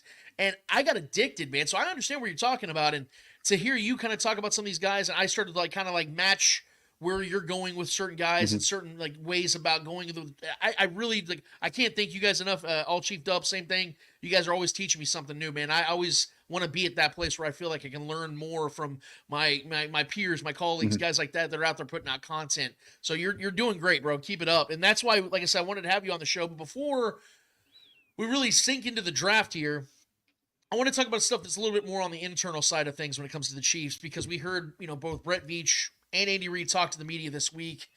And I want to start with Andy Reid. Trevor and I just got done talking about it. I don't know if you heard any of it at all, but Andy Reid talked about the left tackle position, talked about 𝚂𝙾 Morris, and you could tell that Andy, Andy's so good at it. He doesn't say anything with, he says a lot, but he doesn't say anything. And you could tell that he's willing to give 𝚂𝙾 a real shot here. And I think that that's something that you're going to see. But I do believe that Andy Reid is being very vocal in saying that it is still very much an open position, which is why it leads me to believe that offensive tackle is going to be one of the first places, if not the first place, the Chiefs attack in the draft, because of the fact that here we are still, free agencies pretty much come and went, and there's still no veteran here. Now, maybe Donovan Smith comes around later like he did last year, but I'd like to think the Chiefs want to upgrade and solidify that position to be a little bit more solidified at the most important position of the offensive line. What do you take away from the comments of Andy Reid talking about this left tackle position in 𝚂𝙾 Morris? Are you more on the side of that you think he can legitimately take that spot and solidify it, or is it going to be somebody in this draft that's going to be that guy? Yeah, this is where, like I said, you even said it yourself. They have tons of things working at the moment. And honestly, you never really know until you know. For the Chiefs, they're at 32. There's a lot of things that can happen in this draft that could actually dictate what happens going forward. Like, they might be okay with 𝚂𝙾 fighting for that job. They also might not want to hamstring themselves and say, well, we have Juwan Taylor, who we wanted to play left tackle. We got in house, and we're like, no, you're going to play right tackle. It feels like that's still a possibility, but you still don't want him, I guess, stuck in there. You want him to play right tackle. At least that's how it feels right now. So there's so many different things that can happen. I think Donovan Smith is also, you don't need all these OTAs and stuff. You know what you're doing. So if we can't get our plan fixed and done in the draft the way that we actually want it to, Donovan's probably on the other end of a call waiting. I've assumed at this point right now that Donovan Smith will be brought back at some point after the draft, just to solidify that tackle room, because you don't know what's going to happen. But I do believe that 𝚂𝙾 Morris is right now the leader in the clubhouse to be left tackle. I think that's not anything wrong with what Andy Reid's saying, but it's always nice to have positional flexibility. We know that, at least I believe, 𝚂𝙾 Morris could also bump down and play guard if he's asked to. Having that positional flexibility, even Brett Veach yesterday was talking about, it's something that they really value highly. That's why I think there's going to be a couple players at the end of this first round They don't have first round grades, but they might take them there because of specifically that, the ability to play multiple spots. So they're going to bring in guys to compete. They also have, like I said, I still think that Jawan Taylor is an option. If it comes down to it, if Juan is not really getting better than he did last year, and it's not going as well as they hoped, and maybe Donovan Smith gets injured or comes, there's always an option there. So 100% Wanda Morris is in right now, in my opinion, the leader in the clubhouse. But that's all going to change, I think, in the next month. We're going to kind of see how things start to take over. And if Donovan Smith comes back, that really tells you how they feel about their position right now. We also heard Andy address the question, because we know the wide receiver room is the biggest topic amongst fans, media. It's been nonstop. And I know you guys have been inbounding a ton of questions about it as well. But it's been mostly on the draft side of things. I think some people have kind of lost the focus of, well, what are the Chiefs going to do with some of the guys that are still currently on this roster? And the biggest name on that one is the whole Kadarius Toney situation. And I don't think it's wrong for me to say that this last season couldn't have gone worse. This is about as bad as it gets, especially when he was touted as this guy that Brett Veach was telling us could be the wide receiver one, and they traded multiple picks for him, and it just went really bad for Kadarius. So bad that he didn't play in the Super Bowl. They kept him away from the team, basically. Andy talks about how he might be the most talented guy in the room, and he's talking him up, and this is where I feel like Andy really tries to, have his guys back, which is what makes him such a guy that gets A+ in the grades when they bring those out from the players. Everybody loves Andy, and I think that's an example of why. But I also think there might be something where Kadarius is maybe a guy that the Chiefs are trying to move off of quietly, and maybe would take whatever they can get in return for a conditional late round pick or whatever the case is. Because I'll be honest with you, Daniel, I don't want to see him back on the field, bro. I don't want to. I feel that we know what he is. Could he be better than what he was last season? Sure, but how much worse could he honestly be? And I feel that at this point he's a net negative for an offense that has to get better, because the defense was so great last season, and Patrick Mahomes became so godlike in the playoffs that it worked out perfectly for that time. But you can't expect that to be replicated another year if this team is trying to legitimately three-peat. You have to have wide receivers out there that can play and be reliable. And I don't feel that Kadarius Toney can be that guy at this point, although he is talented. Where's your stance on Kadarius Toney right now? Do you believe he's going to be on this team this year? And if so, do I need to go and jump off a cliff now? What do I need to do here, Daniel? Well, if it were up to me, I would have cut him before the end of the season. I would have been done with it. That's my own personal opinion. And it didn't even necessarily have to do with his on-field play. It's all the off-field stuff. And when you come out after the organization on your Instagram feed saying that they're telling everyone that you're injured when you're not, and then we also get more information from Brett Veach talking about how often he's injured in his conference. He said that the other day. Like, what are we? They're not out here lying, Kadarius. They're just not doing it. So I'm just, that's the part for me that I'm just like, I'm not dealing with it myself. Now, on the field, we have two Kadarius Toneys. We have 2 years ago when they traded for him, Kadarius Toney, who was electric, who did everything he was asked of him, and honestly more. If he would have caught that touchdown pass against the Bengals in the AFC Championship game where he nearly came down with it, people would probably have a much different perspective. Granted, he nearly made that play anyway, which is a fantastic play. And then you have last year where everything was fragmented. The offense was fragmented. People are playing out of position. Guys are dropping footballs. Travis starts the season hurt. There was a lot of offensive struggles last year, and Kadarius's drops obviously leading to interceptions and just not catching things he should. Mentally speaking, I think we can understand that he was not in the best frame of mind. That's pretty obvious by the way he handled the offseason, going through his injury, quote unquote, and everything else that related to that situation. So I think they went back to the drawing board, and they are going to be going forward with Kadarius Toney. And I believe not just from last year, because they've said it last year that they thought he was obviously the most talented receiver they had, and they're going to wide receiver one. They've cooled obviously on the wide receiver one stuff, but he's clearly a talented player. And when you have two different versions of a player, you want confirmation of who he's going to be, right? That's what I think is going to happen early on in this next season, is they're going to identify who's actually the player. Is that the one that wanted to maybe make a really good impression and obviously showcase his talents and be part of a limited offensive structure. Maybe that's what was playing into him. You know, when he came in, he was traded for, he had a limited offensive playbook. So he didn't have to think too much, right? And that just allowed him to play free and be the electric person that he was. Come full circle to last year, they give him more of the playbook. My apologies. They ask him to do more. And mentally, maybe he's not thinking the ball into his hands. He's not watching it into his hands because he's thinking about, okay, maybe where is this guy coming from? Am I in the right spot in the field? Things like that. So are we trying to establish if Kadarius Toney is going to be a full-time wide receiver, or is he just this gimmick guy that can only handle a quarter of the playbook, and from that's it? So that's where I'm at right now on the field. Obviously, I think he's an extremely electric player. The drops are awful, and everyone struggled with drops last year. Every single wide receiver.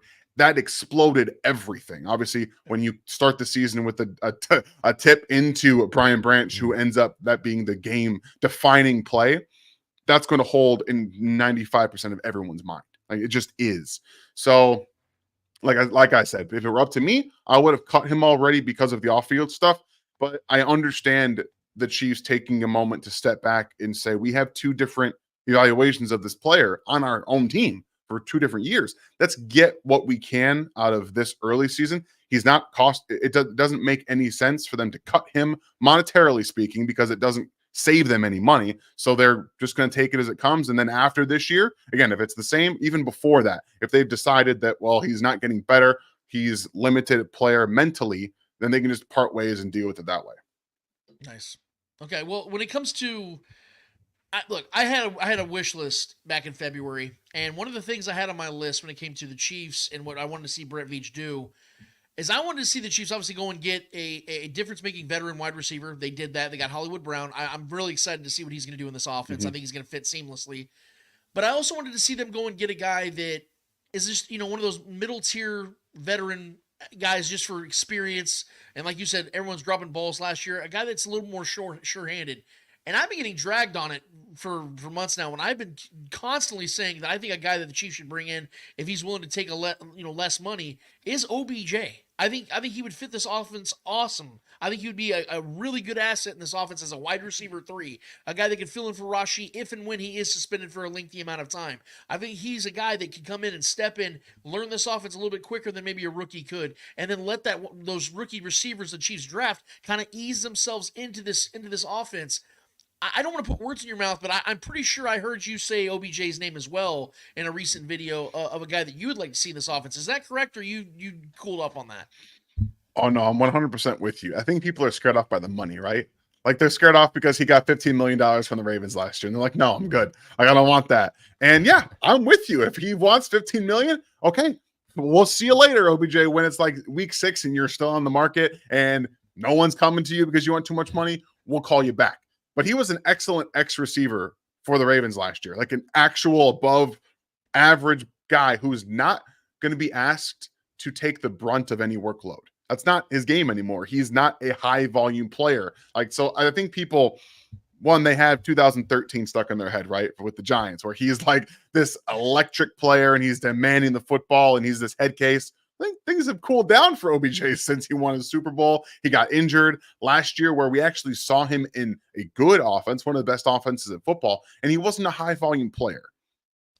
That is what the market will demand from you now. You're not a high volume player. You're a role player on an offense. You're not getting $10+ million. And if you are, it's not from a team that like the Chiefs that probably needs a receiver, but can make something else happen if they need to. Like we've seen that happen. So I think the price tag, along with what people perceive OBJ to be on the outside earlier in his career, maybe not right now, is what's the fan base is seeing. But for someone who's going to be a role player, no one in this offense outside of Travis Kelce, maybe Rashee Rice for, whatever happens there, is a high volume target, right? No one is. So if you were to put OBJ into MVS's role last year, how much better would that position have been? Does anybody think? I would guarantee you it would have been so much better. He would not have dropped those passes and things like that. So when I think about it like that, and you're also probably going to pay him less than $11 million a year that MVS got. Like, that's where it starts to become very enticing for me, especially because we have film from last year. Like, to say, okay, this was not just a wish thing. It was, he actually was a good player for them. Yeah. Well, just to add to that real quick, Daniel, not to make you have to expand on it again, but what do you think the chances are that the Chiefs, because I still think that they're going to sign another wide receiver. I think that they'll have enough cap space to make it work. And if he's willing to take a 1 year, $6-7 million deal with maybe some incentives involved, I mean, do you think there is a realistic chance that the Chiefs could have a guy like OBJ here, you know, say training camp, like after the draft is over and the market is what the market is? He knows for sure. He already turned down that Dolphins deal. I'd imagine it's because they lowballed him to his own market as well. Do you think there's an actual chance that happens? It's going to have to take a little bit of OBJ coming to reality, right? Like, he's going to have to understand that he's not getting probably what he wants. And then we have to think about what the Chiefs are going to do in the draft. I think they're double dipping. Look at 2025's roster. There's like 2 receivers on the roster.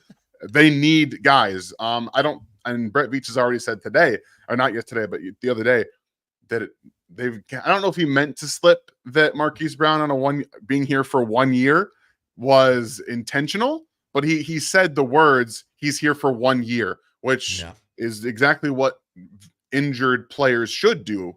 Go to a good team, prove that you can still play, get your extension elsewhere, get your contract elsewhere, which is what, worked out for Juju Smith-Schuster. Didn't work out for the Patriots, worked out for the Chiefs. I think that's at the end of the day, that's what this kind of should be for those veteran guys. So you don't have enough down the line. You also need to invest now. So if they get an X receiver, like I'm not talking about a guy that you can move around a ton, but has be able to play on the outside with speed, versatility, that's going to change the dynamic a little bit, especially because if OBJ wants to play in Kansas City, they'll be like, yes, I understand that. We just drafted an X receiver that can do some of the things that you're going to do now. So that, again, that'll bring the number down for him in Kansas City. Yeah. So it does change some things if they bring in a young receiver, but it also should make them want to go and bring in OBJ more. Like, that's what it should do especially if it's going to be on day 2. Say they go tackle first round, take a wide receiver with outside possessional flexibility, bring in OBJ, bring him in. Who else on this roster can teach him how to play X? Nobody. Great question. There's nobody that can do it. So that's where this comes to for me, because you need youth. You also need experience to be able to train these guys. And I'll be honest, I'm not exactly sure Connor Embry is the type of wide receiver coach that can show what an X receiver can teach that. And we haven't seen development from these guys. Rashee Rice was fed touches because he was the only guy that was willing to catch the ball and then go run. And then he wasn't hurt. So yeah, I would love to see him in, if nothing for his experience alone, to rub off on some of these young guys. What is your expectation for year 2 FAU? Oh, man. I was really high on FAU coming out. So when they drafted him at 32, I was really excited. And that's another one of those experience factors. When you watched him play, like this guy he's got a great tool bag, good first step, but he's not a run defender right now. He wasn't. I think we saw flashes last year. If you go back and watch actually both Chargers games, the one early in the season and the one late in the season, there were times where he was lined up against Rashawn Slater in the first game, and he beat him. He beat Rashawn Slater, like a legitimate all-pro caliber tackle, and you're like, okay, there's some things there. And then early and late in the season, when he was the starter in that game for whenever the Chiefs sat their players, he again flashed again as a pass rusher. He got better as a run defender, in my opinion. We saw him in the Super Bowl make a big play. That's all based off of, I think, understanding what the 49ers were trying to do, also being able to use his speed. Like, that's one of the hallmarks of his game, is the quickness, the twitch, the ability to get upfield, get off the ball. He showcased it right there. So I'm excited about what he's going to do if he can do what Mike Dana and George Karlaftis do, which is set a hard edge as a run defender for these big guys. And hopefully, a whole season offseason in the weight room, in the NFL weight room, will help him understand how to use his length, because he's got 34 plus inch arms. It's not like he's this like short guy that has to get inside a tackle. He can use length to really set an edge and to force those running backs back inside at the point of attack. So I'm excited because he's going to be their starter outside of George Karlaftis. It's him, and then maybe Mike Dana does become their starter. Maybe they kind of rotate like they do a lot. But I think early on the season, you probably see Mike Dana. If we start to see more from FAU, that's going to be huge for them, because they need a real legitimate outside pass rusher with an injured Charles Omenihu. And I'm excited about what George Karlaftis has done, because he's overexceeded my own expectations, but he's not a quick winner. He's not. That's not his game. Chris Jones, obviously, is a fantastic quick winner. The other guy that flashed that was Charles Omenihu. Now he's hurt, and they don't have someone that can quickly win. If you can get someone out there like FAU to be able to do that, it's going to change the dynamic of their pass rush. So I'm excited because I loved his upside, and this was a fantastic place to work. Joe Cullen, Chris Jones, Karlaftis, Mike Dana, now Omenihu. There's a lot of experience there, and I think it's fantastic for him. So I'm really looking forward to what he does. You mentioned just a second ago about double dipping for wide receivers in this draft class. And, that's something that I've been entertaining as well. I've been all over the board here. When the draft season started to heat up, I was like, man, the Chiefs need to trade up for the best tackle available. Go and get a guy and trade up all the way to 19 with the Rams, or try to get, even further down to the Saints at 14, try to go get Joe Alt. I'm being totally hyperbolic. Realize that's just not going to happen. So maybe they stay at 32 and say, take what's given. If a Guyton's there, Mims, one of those guys might fall down there. And then I realized, and I started listening to you and ACU when you guys talked about the chances that maybe the Chiefs trade back and try to add picks, and that's when for me it really started to click and make the most sense, because I do believe, and I don't want to speak for you or ACU or anybody else, but the thing that made the most sense to me was, and you said yourself that there's going to be guys that go really early in the draft, that are at that position, but there could be somebody that falls back. And actually, there's a clip that you a couple weeks ago you put out there. I wanted to play it real quick so everybody can hear where I'm coming from when I make this take and present you this question. Trevor, let's go ahead and play that clip of what Daniel Harm said. As demonstrated last night, the tackle class can get dried up very quickly. The best players can go in the first round. There were 10, if you count Jordan Morgan and Graham Barton as tackles, and you're going to draft them to play at tackle. 10 of them went in the first round on last night's mock draft that we did. So it forced us to pivot. That was a very interesting situation. So it becomes difficult to get that tackle player if you're not going to trade up unless someone does fall at 32.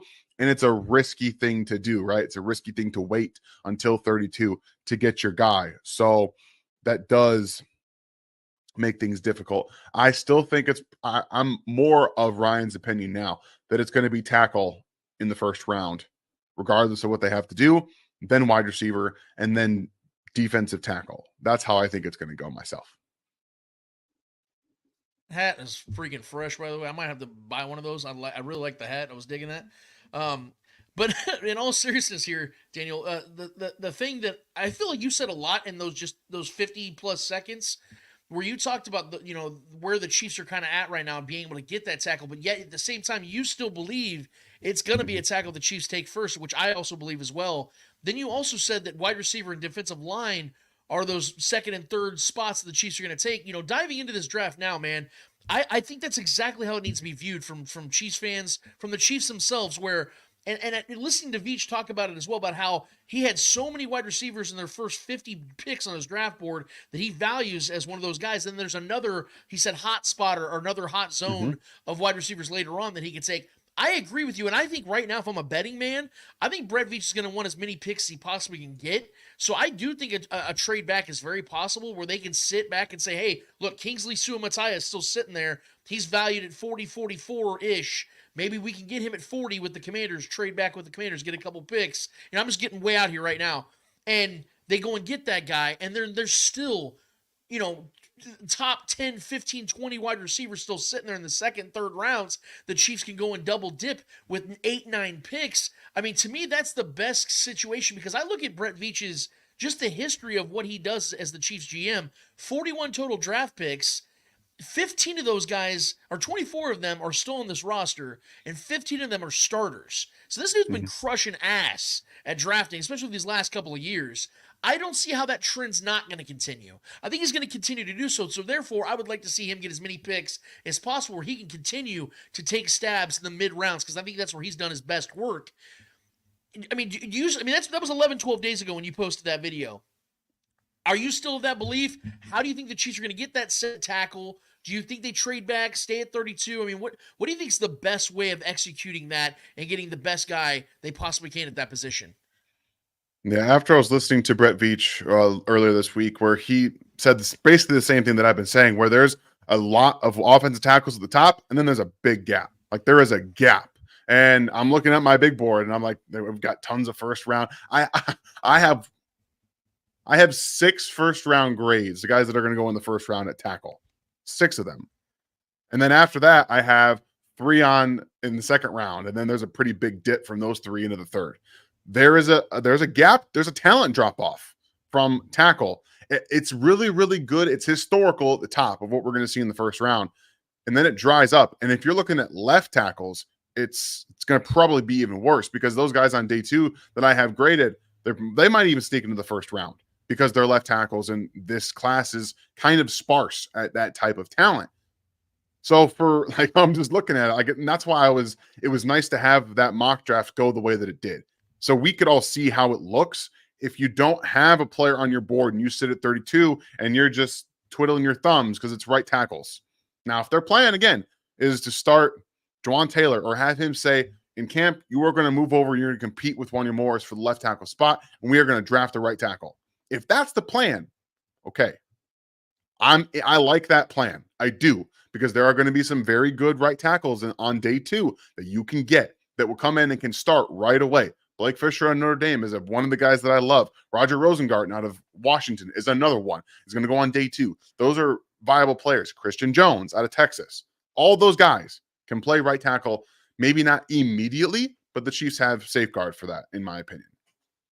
So if you wait at 32, you're waiting out a storm of people, even teams that will want to jump you and go get a tackle, because there's talk about the Washington Commanders, all right, jumping up in front of multiple teams to go get a tackle at the end of the first round, to go get someone. That's another thing you have to wait out. And that's not something you want to be doing. So I know it's tough to sit and wait at 32 like the Chiefs did last year. And with this tackle class, I still think you have to get one in the first round, even if you have to overdraft, like the Chiefs overdrafted FAU last year. You had a second round grade on him. You take him at the end of the first because you're not getting him at 64. And obviously the Chiefs traded up to get Rashee Rice in that scenario. So that's another situation here. Like you take a tackle, then you trade up maybe to get a wide receiver that you really like. That also could be how they operate with this. So like I said, I still want a wide receiver in the first round. Myself, I want a tackle in the first round. Realistically, you can't get both. They don't have 2 first round picks. So who's going to fall? Because realistically, one of these tackles, one of these, maybe even 2 of these wide receivers are going to fall. Where are they on your board? And how can you get up to get one of these tackles on day 2 if you can't? So I think that someone is going to get reached on by Kansas City. And it wouldn't surprise me if the fan base is like, why are we taking this player at 32? Or why are we going up to trading up for this guy on second round when we don't know, much maligned like they did last year when they reached for Rashee Rice. People were like, why are they going to get Rashee Rice? He's not a second round player. Guess what? He was a pretty damn good receiver last year for the Chiefs. So I think we can, like you've been talking about, kind of trust in their plan, because I think I'm going to end this with my big board about 24 first round picks, if I'm guesstimating right, that I have graded that way. That's what we're looking at. So you're always going to be reaching for somebody at the end of the first round, because that's how it works. And for me, I think I'd rather reach on one of the more talented tackles and then come back at wide receiver because I have 0 gaps on my board on day 2. Like every single one of them is filled in at wide receiver. Like I have from the top of the second to the end of the third, there's not one gap there. And I could probably argue that some of my 4th round grades could go in the 3rd round at wide receiver. So there's a lot of people, a lot of receivers that they can go get there that will make a difference and can play legitimate snaps on day 1 as a starter in the NFL.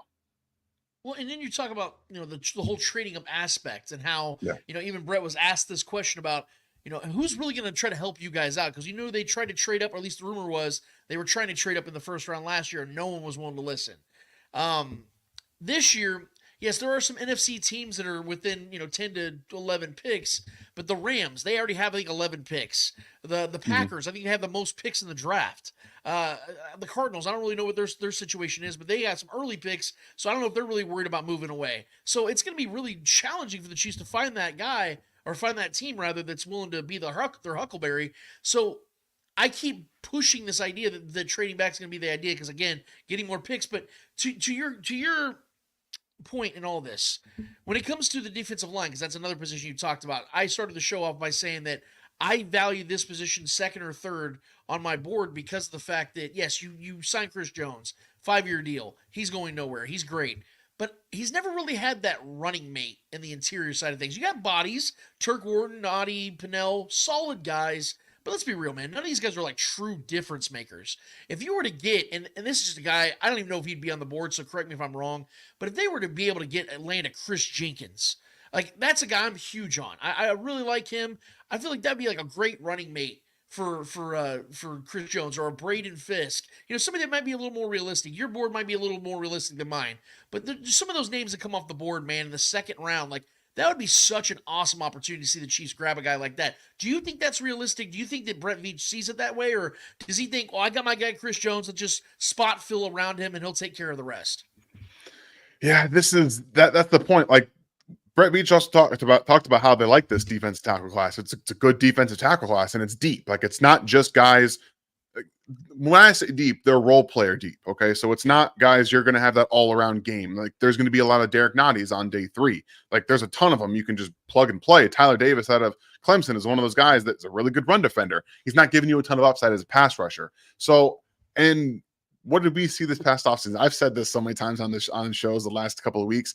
We have seen pass rushing defensive tackles make bank this offseason. So what's that going to do? That's going to push up guys with pass rush upside up the board. At least that's what I think is going to happen. That's just a prediction that I have for this class is you've got guys like Johnny Newton, Byron Murphy. Chris Jenkins is more of a run stopper. He has some athletic upside and some pass rush utility, but he's still raw in that aspect. So that's where that will make sense. You get him with Chris Jones and say, you're already a really good run defender. Let's see what we can do if we're going to plug you next to Chris Jones and you can start learning. Like that would be an ideal situation. I have a 2nd round grade on him. That's where, are you willing to risk, say they go tackle 1 and then defensive tackle 2? Are you willing to risk the guy as a wide receiver going into round 3? And yes, there's talent. There is a lot of talent. But is there a difference maker at wide receiver on day 3? Probably. But your chances of getting that guy are less, obviously, than anywhere. But that's the same at 32. So the trade-off value of, if we take Chris Jenkins on in the 2nd round and plug him next to Chris Jones, how much is that going to make this team better than taking a wide receiver in the 2nd round? Say Rashee Rice gets suspended a few games and you're trotting out there Marquise Brown, Sky Moore, and Kadarius Toney. You see what I mean? Like, so you're trying to parse through, and by the way, you guys are not gonna like my answer to this, but I think Sky Moore in the Rashee Rice role is exactly what he was drafted for, and here we are.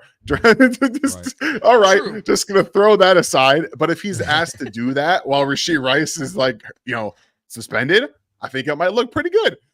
That's my hot take for this year. No. All Chief Duff's been saying the same thing. They feel that he gets underutilized and used incorrectly, and I know you guys agreed on that last time you were on the show as well. But Dan, I don't want to keep you too much longer, man. I know you got family stuff, and I don't try to keep you too long. We promised you would keep you as long as we could, but you're good. I'm not trying to be selfish here, bro. Just a couple more questions here real quick. One more about the draft and then one outside of the draft. When it comes to, and I have some of my favorites when it comes to wide receiver, dude, I gotta say, I've been just digesting mock drafts. I've probably done like literally 50. I'm not kidding. This is so exciting to me. Some of the receivers that I've been finding in the mid, like second to third round, because you said like maybe that guy will be there. Yeah. Every mock draft I've been doing, I've noticed there's been a certain few names, and I've been using the ESPN mock draft. I've used other ones, and it's always been pretty consistent. Because I have the Chiefs in a lot of these mock drafts trading back, so they get 64 and then like 100 with 95 right there. I think if they double dip, I think there's a chance also they could go tight end there. And when it comes to wide receiver, I'm not expecting to go get one of the best guys out there. Like, obviously, they're not going to get a Malik Neighbors. They're not going to get a Rome Odunze. So if they can just get a guy that's good and capable, I can live with that.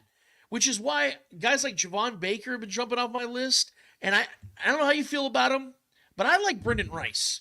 And I think that he'd be a good value pick. Maybe I know he's not quick off the line. He doesn't have fast feet, but he stretches the field. He's big. He's got strong hands. That's the kind of guy I feel like the Chiefs are kind of missing in this offense. Also, the legacy factor, I have to admit, the thought of Jerry Rice's son playing for this team is kind of exciting, and I feel like the potential's there. I know that people say, like, a lot of guys don't live up to the hype of what their father was, but Archie Manning had a couple sons, and those guys were kind of badass. Howie Long had a couple sons. Those guys were kind of badass. Like, there are exceptions to the rule, and maybe Brendan's that guy. Maybe he's not. But those are two names I think about. When it comes to tight end, I would like to see the Chiefs to take a tight end within their first 4 picks. And if, by chance a Ben Sinnott is to fall down there, or Cade Stover, or Eric All, I know he had an ACL injury, but if you get a guy like that, I feel like you're kind of getting ready for the end of Travis Kelce. Even though the end isn't here yet, I think he's going to play well and age gracefully. You still want to be prepared for it. And adding a tight end with the 12-13 personnel that Andy loves to run, I feel that's a good idea, man. Do you think I'm wrong on that, or... I know I'm asking a lot at once, but just kind of dissect that for me, man. Like, what do you think about those ideas? For me, it's just this draft class at tight end is pretty, outside of Brock Bowers, it's kind of like the running back class. It's choose your own adventure. There's a lot of different opinions on it, and most of it is day 3. Like I think I've got 5 guys that I have ranked on first into second day. So it's a lot of upside picks too. I like Ben Sinnott. He's a great athlete, a hard worker. He's a little bit more of that F tight end, that Y guy that you're going to move around. You don't want him attached to the line of scrimmage, which is fine. Like, I've got no issues with that. We had to change, our ideas of what tight ends are being asked to do in the NFL, because now you look at Sam Laporta, Dalton Kincaid. They're not inline tight ends, but you move them before the snap. You get them on better angles to use their power. They can now motion right before the snap, and then you can kind of get them blocking down on a defensive end in motion. Like, you can use that to your advantage. So it's not always just you put your hand in the dirt, you go block this defensive end. No, we're going to make it a little bit easier for you. And that's what we're seeing right now, is the NFL is changing with that idea. So you get guys like Eric All, Theo Johnson. I think Cade Stover is already a pretty good blocker. Jaheim Bell, I guess, but he's not. I don't even want him blocking at all. He's 6 foot, 6'1". He's like a slot player. Like, that's it. Yeah, that's it. Like, he's a receiver. I almost want him to lose like 30 pounds and just become a wide receiver. Like, that's almost where I'm at with him.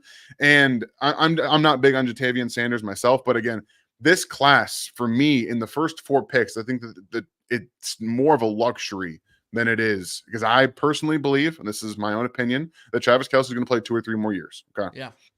I think that. I also love what Noah Gray does as your tight end too. I think he's exactly what you want from a tight end too.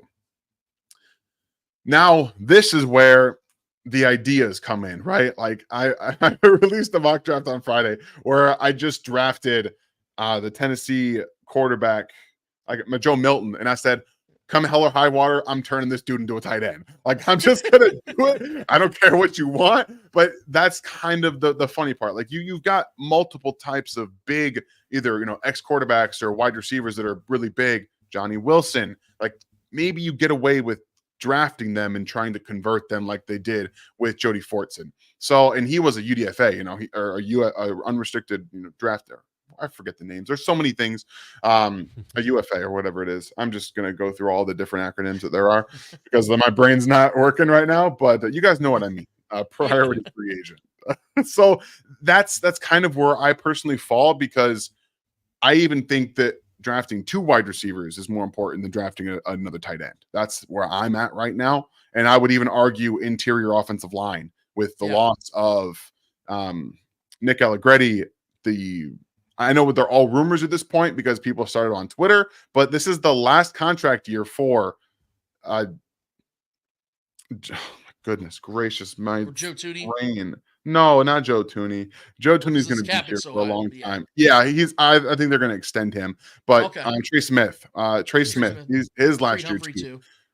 So, yeah, but that's the thing. Like, what are they going to do at interior after? Let's just say Creed Humphrey, is your center. All right, fine. Maybe Joe Thuney. I'm going to go ahead and do this really fast, guys. Just follow along with me. Knock on wood. These guys get hurt, right? If they don't have anybody else, that's Nick Allegretti. Nick Allegretti was more important to this roster than I think most fans understand. Oh, yeah. Him being able to come in and win a Super Bowl with him playing left tackle for you. I mean, right? There aren't those guys on the roster anymore. They're not there. So that's where I'm starting to think, well, maybe next year if Trey Smith's not in Kansas City, and they don't have a 6th offensive lineman that's their swing interior guy, that this becomes more important now too with one of those day 3 picks. So I get there's not another tight end if Travis Kelce, starts to play exactly like he did last year. I attribute that more to the injury. I think you guys would probably agree with that. Oh yeah. And so it's a thing. But back to your Brendan Rice stuff. Brendan Rice I have him just in the 4th round. So like you could argue him in the 3rd round. And it's funny how people think that they're missing that type of player when Demarcus Robinson, all he did was complain about him, right? It's almost the exact kind of player. He's going to play on the outside. He's physical. He doesn't drop anything. He's going to block for you. Oh, that's really weird that he's now, Demarcus Robinson signs a contract. He balls out with the Ravens. He balls out last year with the Rams. Everyone's like, he stopped running backwards. He was awesome. I know. I know. It's funny though. It's just, you miss them when they're gone. Right. Yeah, and when you have a year like last year where the Chiefs are just like, well, do we have something here to play at wide receiver? We'll just kind of go through anything. Demarcus Robinson would have been really nice to have last year. And I think that Brendan Rice fills that role with a lot more physical red zone upside. I think that he is a dominant physical player and he will draw penalties. Like that's what I think he's a power forward at wide receiver. You put him in the slot, you just say, run through that guy. And he's going to do that. Like he's max energy effort kind of guy. And I actually just released Javon Baker's film room on RGR on Wednesday, and I'm a big fan of Javon Baker. I love what he does, and I think I've got him in the 2nd round myself. So he's my wide receiver 10.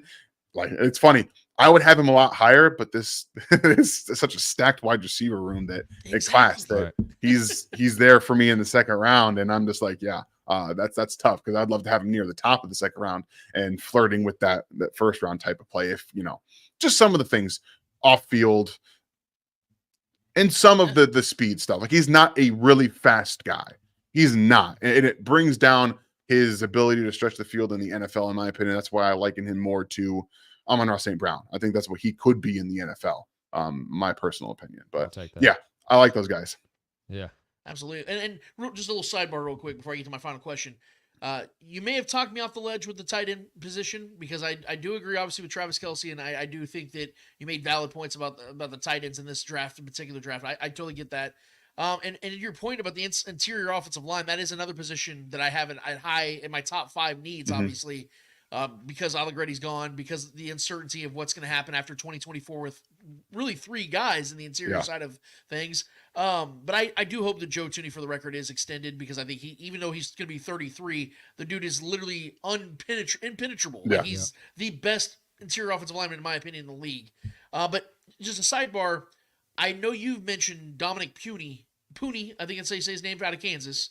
BB out of Kansas State. Those are a couple guys that I've been paying attention to as well because also, if I'm not wrong, Pooney in particular has played tackle. I know he's got 33 and like 1/8 or 3/8 inches arms or whatever, but that's close enough for 34 in my opinion. And I think that could be a guy that maybe the Chiefs find him in day 2, day 3. That'd be a dude you pull the trigger on. Do you not agree? Oh man, I've been finding myself drafting him a lot in the third round. Like if he's there, I'm just like, oh, if I have to pivot early, it's because he brings 5-position flexibility. And specifically, we heard Brett Veach say that flexibility is important to them for offensive linemen. And I understand like the concerns about tackle, but 33 and a quarter and 3.375, like that's fine. You're good. And he's got the technical ability to play. Like it's not just like he's bad because of his arms. He's got power in his hands, great athletic ability to get to his spot before rushers do. So I have him as an interior offensive lineman as well, but it would not shock me if he was a guy that turns into what Joe Thuney is, like where he's an elite level interior offensive lineman. But if you need someone to start, you are not worried about him playing tackle because he'll be just fine. And so I love what he does. I was high on him before the Senior Bowl. I saw him snap. I saw him play guard, tackle, center. And then throughout the draft process, he's done nothing for me but get higher and higher and into, the third round. So he's a lot of fun. Yeah, he's a good player too out of Boston College. He's a fun player, Brandon. And to the BB, I found myself wanting a little bit more from Connor Beebe. Like he's like a guard only player. He's not playing center for you, and he's not kicking out the tackle. So I like his physicality, his strength, the ability to uproot guys and really get on that line and drive block to the second level. He's not the best athlete in the world, specifically moving laterally. I thought he struggled to really get going. Like you see him go to pull and he's like two-stepping and like clicking his heels and almost like skipping to get out there. I'm just like, that's not what I'm looking for a puller myself. But if you want him to do like to be a power offensive scheme where he's just going to go knock the snot out of people, okay, that's fine. So but I think for KC specifically, he wouldn't be that kind of guy. That's why I'm looking at Dominic Poonies and guys like Mahoney and another guy that I'm pretty high on.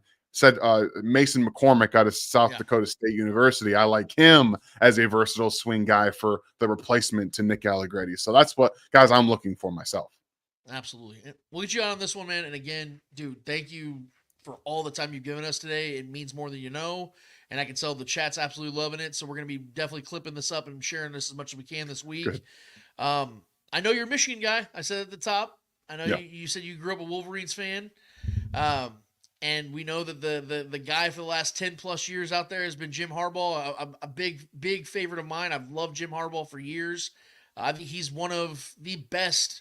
He's like the Larry Brown of football. Like he just doesn't matter what level he coaches. He's going to find a way. He's going to win.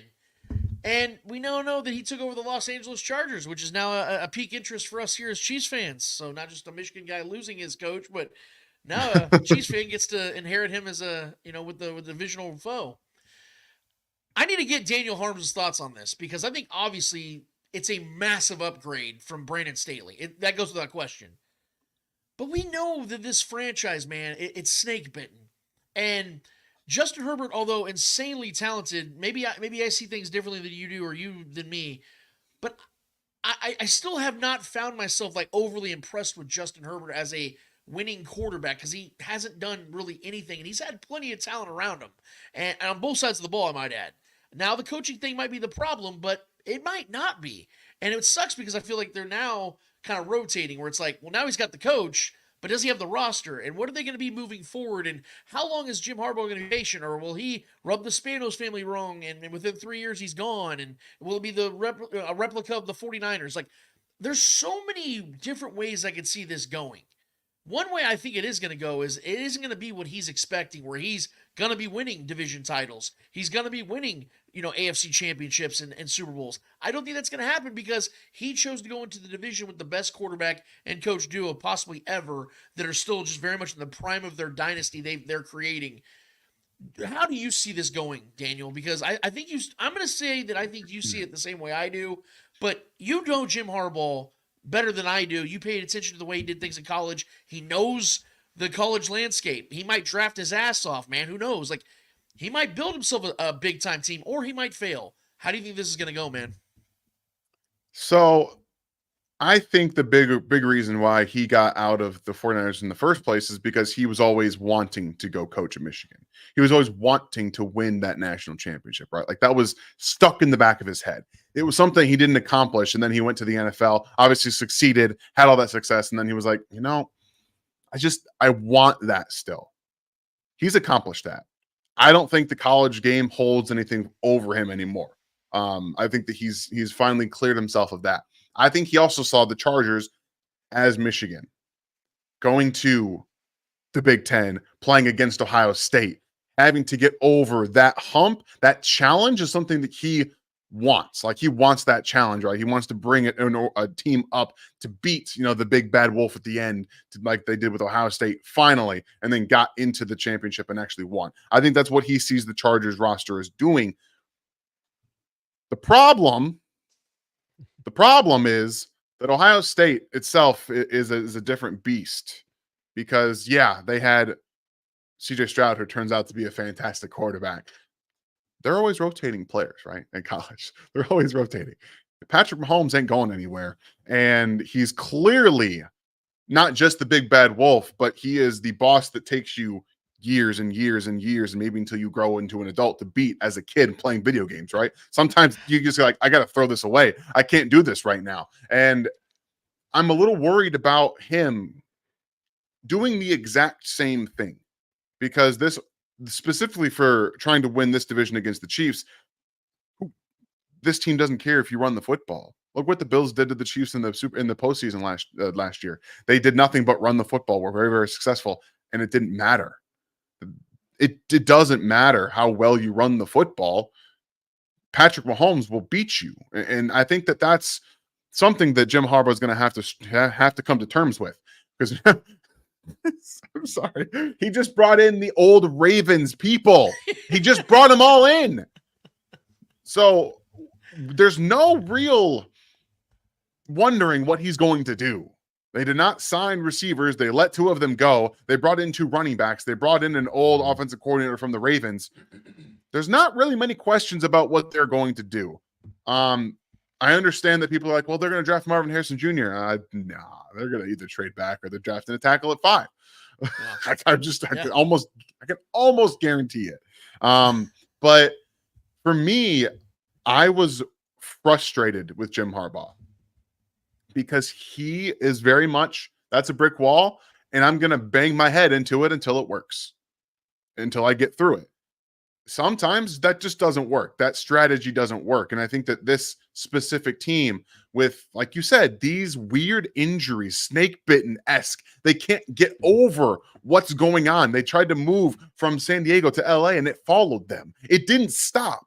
So whatever the Spanos family has done in their past, Jim Harbaugh can't bring in this aura and get rid of it. I don't know what is going on, what's in the water, the guys, quarterbacks getting stabbed from training people. Like, there is something there that does not want the Chargers to succeed. And I love Justin Herbert. I love him. I think he's an amazing quarterback, but I do think he might have the head coach, unless Jim starts to throw the football a lot, it's not really going to matter a lot. And I think at the end of the day that Jim Harbaugh has walked himself into the room with the lion and the dragon, and he's not going to be able to get out, because they're just going to keep winning. And that's what the Chiefs do. This could go one of 2 ways for Jim Harbaugh. He could make them competitive, because I think that the Chargers have been competitive with the Chiefs over the last few years. They absolutely have. So he's going to do what he can to resurrect that and at least make it competitive. I do worry about his sustainability from an offensive perspective in the NFL, especially when we've seen that type of Michigan way die in the NFL. Like, there are teams that still run the ball very effectively, but it's different. It's not the same. You have a Lamar Jackson back there to be able to still throw the football or take over games with his legs. Justin Herbert's not really going to do that, and Jim Harbaugh's not the coach that usually facilitates that. And I know JJ McCarthy is a good athlete, can make plays and things like that, but again, he had an entire half of football against Penn State last year where he didn't throw the football at all. Do you think Justin Herbert's going to be happy if that has to happen? If that happens to him? I don't think so. No, not at all. Damn, that was good. Damn, that's damn, Daniel. That was well done, man. I really appreciate that breakdown. I appreciate all that you brought to the show today. If you could, before you get out of here, man, let the people know where they can find all your work. 'Cause, I mean, dude, you're one of the busiest guys I know. I know you're with RGR, but you do a lot of other stuff. Let them know where they can find you on the socials and all your shows, man. Well, first of all, thank you guys. Appreciate you having me on, and it was a great conversation. We had a lot of fun trying to get through the draft, my origins, talk about Jim Harbaugh. I had everything, so it was great. Yeah. Like I said, you can find me on Twitter at @InHarmsWay19. I also all of my draft stuff that I get around to that's not at RGR, like the draft guide. You can find that at rogueapc.com. But our draft boards, I'm building my big board right now. It's going to be on NFL33.com. I already have my top 5 tackles there. I'm going to have probably top 10 wide receivers there as well, because 5 just seems not enough for wide receivers. If I'm going to go with a list, it's going to be 10. You can find that also at NFL33.com. I have the Cover One Draft Show, which if you just search Draft Weekly, Cover One Draft Weekly, you can find the podcast, the video on YouTube, and everything that I do fantasy-wise is at footballguys.com. I tweet those out as well. And then there's another one. I know there is. But I'm currently at a loss. So yeah, you're right. There's a lot of things that I do, and I forget some things that I do. We're all human sometimes, and my brain spaces. Yeah.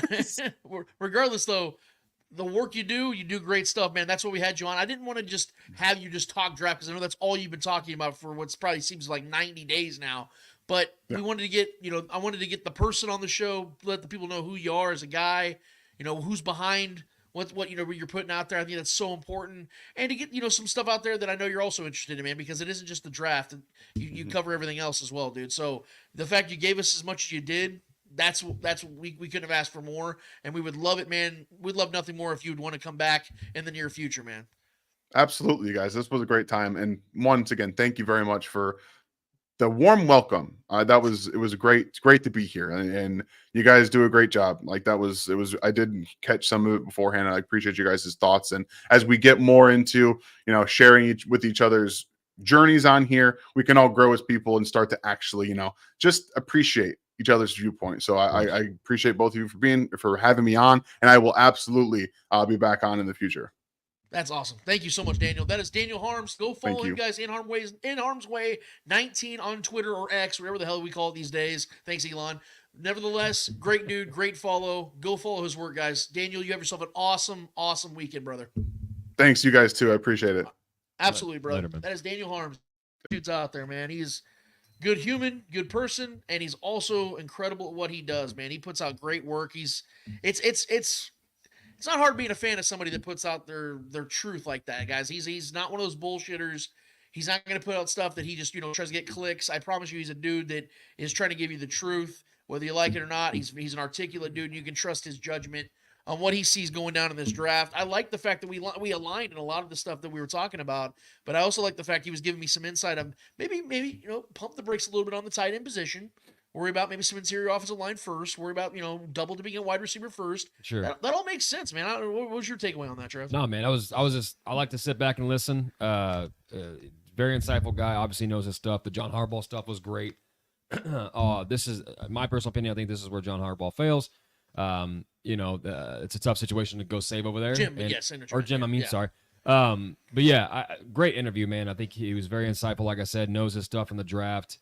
I'm not a big draft guy, self-admittedly. I don't know a lot of the names. I'm the kind of guy that watches the tape after I know who we take to kind of see how that's going to fit and kind of, retroactively adjust and analyze that. But, yeah, man, I like seeing that other perspective. And, Twitter, X can create some good ones sometimes. He seems to be one of those guys that's, he found his calling via Twitter and via, sports talk. And he was a late bloomer, self-admittedly. So it's cool that he found his path and found his way. That was a cool little story there. Similar to you, how you kind of got, us doing our thing. This is something we always do, even on our own time. So just creating a podcast and making a platform, just doing what we do naturally is relatable to what his story was. So that was cool to hear. And yeah, man, just overall, just like I said, just soaking in what he was saying and listen to his personal opinions on certain players.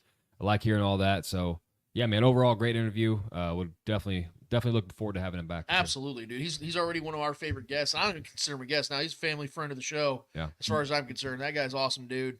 And I hope you guys enjoyed that as much as I did. But you know what? We've been making you guys wait long enough. We've had several segments. You've heard my takes. You've heard Trevor's takes. You've heard Daniel Harm's takes. Let's get some questions, Trevor, from the people so we can react to them accordingly. If they got some takes as well, let's throw them all in there. Let's throw as much as we can on the board today, dude. Absolutely. Yeah, and I was throwing some comments up there during when he was speaking and things like that. He was kind of, commenting on some of the things that were being said on there as well. So there were some things from our guy Brandon on there throughout that Chester's interview. on fire, man. But from the top rope on YouTube, we got Max Wasson. I'm sorry, I'm not sure if I'm pretty sure it's Wasson. Any chance the Chiefs take a tight end in the third round? I think there's a chance, but listening to Daniel talk about how he made a great Changing point. your mind, bro? I'm not there yet. I still would like to see the Chiefs take a tight end in the first 4 rounds, but sure. To Daniel's point, knowing how thin the Chiefs are going to be at wide receiver in 2025, I didn't think about that. Yeah.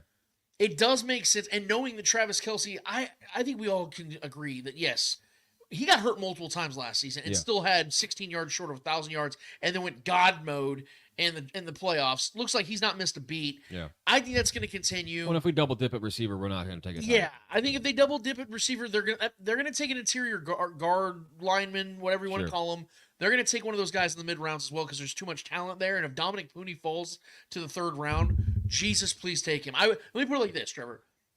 As much as I want to see the Chiefs answer tight end and add to that room, I would rather, if it was, let's say they have the 95th overall pick, they've already taken a tackle and a wide receiver, or defensive lineman, whichever it is first. I would rather them, and let's say Dominic Puni sitting there and like a Cade Stover or somebody like that sitting there. Oh, yeah. I'd rather them take Dominic Puni. Yeah. Because he's the kind of guy and we know that it's a battle of attrition and the games are won in the trenches because Allegretti literally saved the Chiefs season. You got to go and get another guy like that because Allegretti's gone. And if Trey does go down, if Creed or Joe go down, you got to have a guy like Dominic Puni who can step in and be that dude. Yeah. So right now, interior guard, interior offensive lineman is definitely something I think that is of absolute value for the Chiefs. And I agree with Beach and I agree with Daniel Harms. Yeah, and it's more of an immediate need too, because if Kelce does go down, we need help in the passing game. I know he's irreplaceable, but we can always add another, veteran wide receiver. Say we do bring in OBJ. Yeah. We'll have the depth of playmakers in pass catchers to, at least fulfill that need while Travis Kelce misses a game or two if he does get hurt at some point or anything like that, which is not likely. Last year was more of an outlier situation with him. But there's definitely need with our interior offensive line, and I think that would be, especially at that point of the draft, there'd probably be some good value there. Probably a tight end as well, but like you said, if it comes down to picking between a tight end and an offensive lineman, I'm definitely going offensive line there, definitely depending on the value. But next one, we got our guy Michael Maldonado. When Beach said he would trade up to the top 15, what do you think it would take to give up, and position would it be depending who is falling?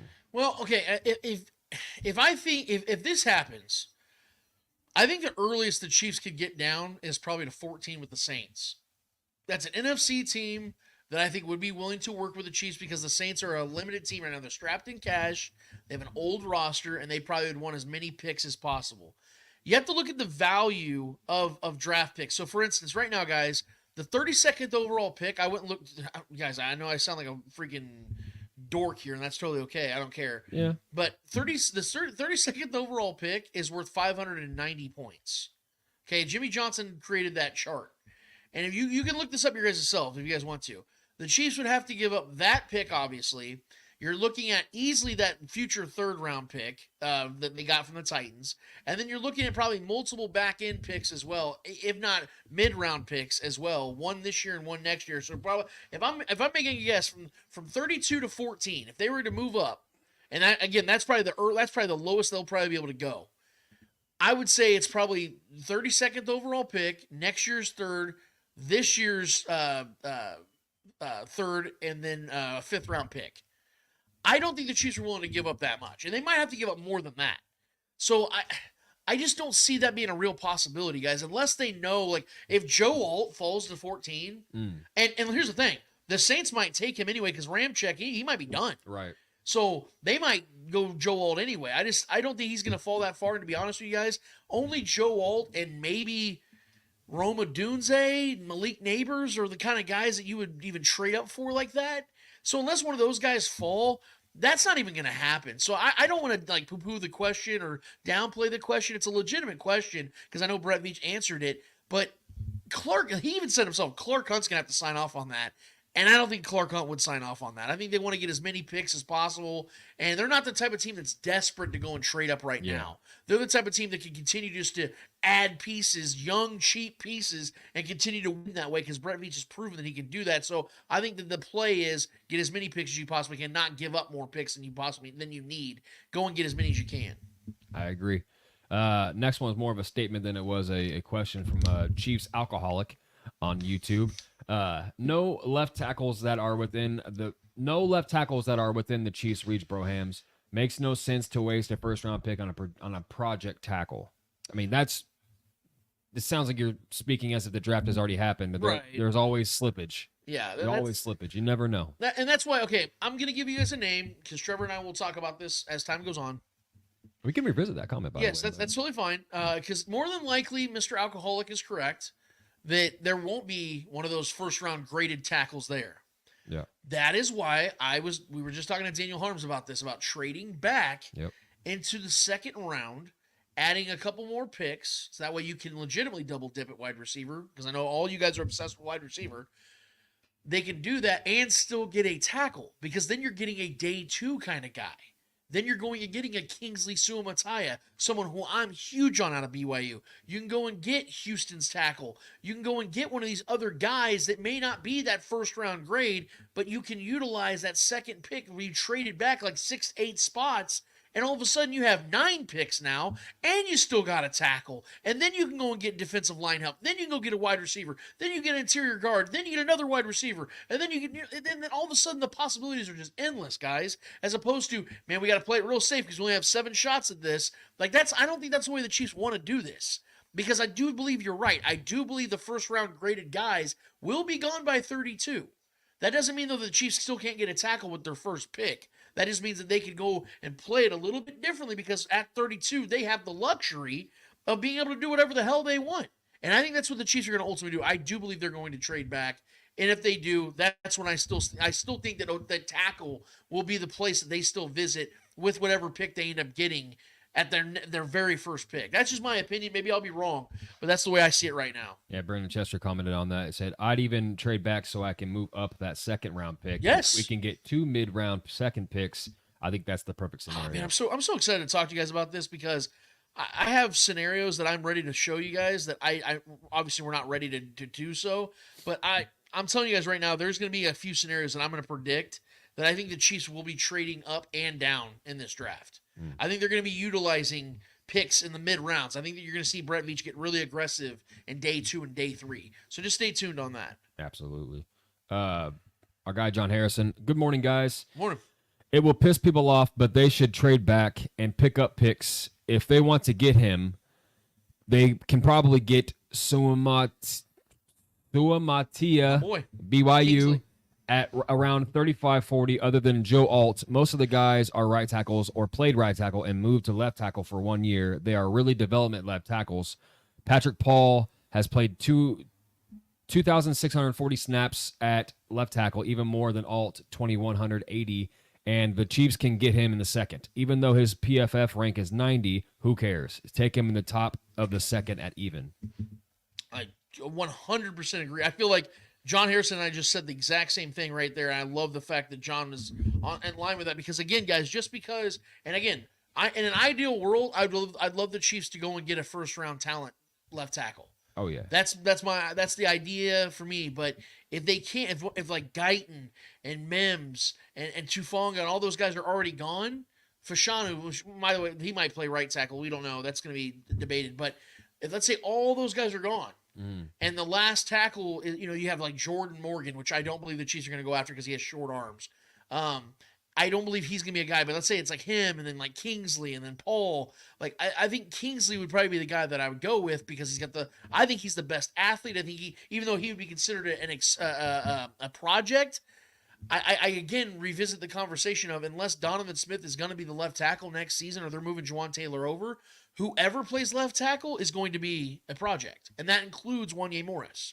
That's why I had Daniel Harms answer that question because even with him saying he thinks he can have the upper hand, that again is just a belief. That isn't a profound like statement of fact.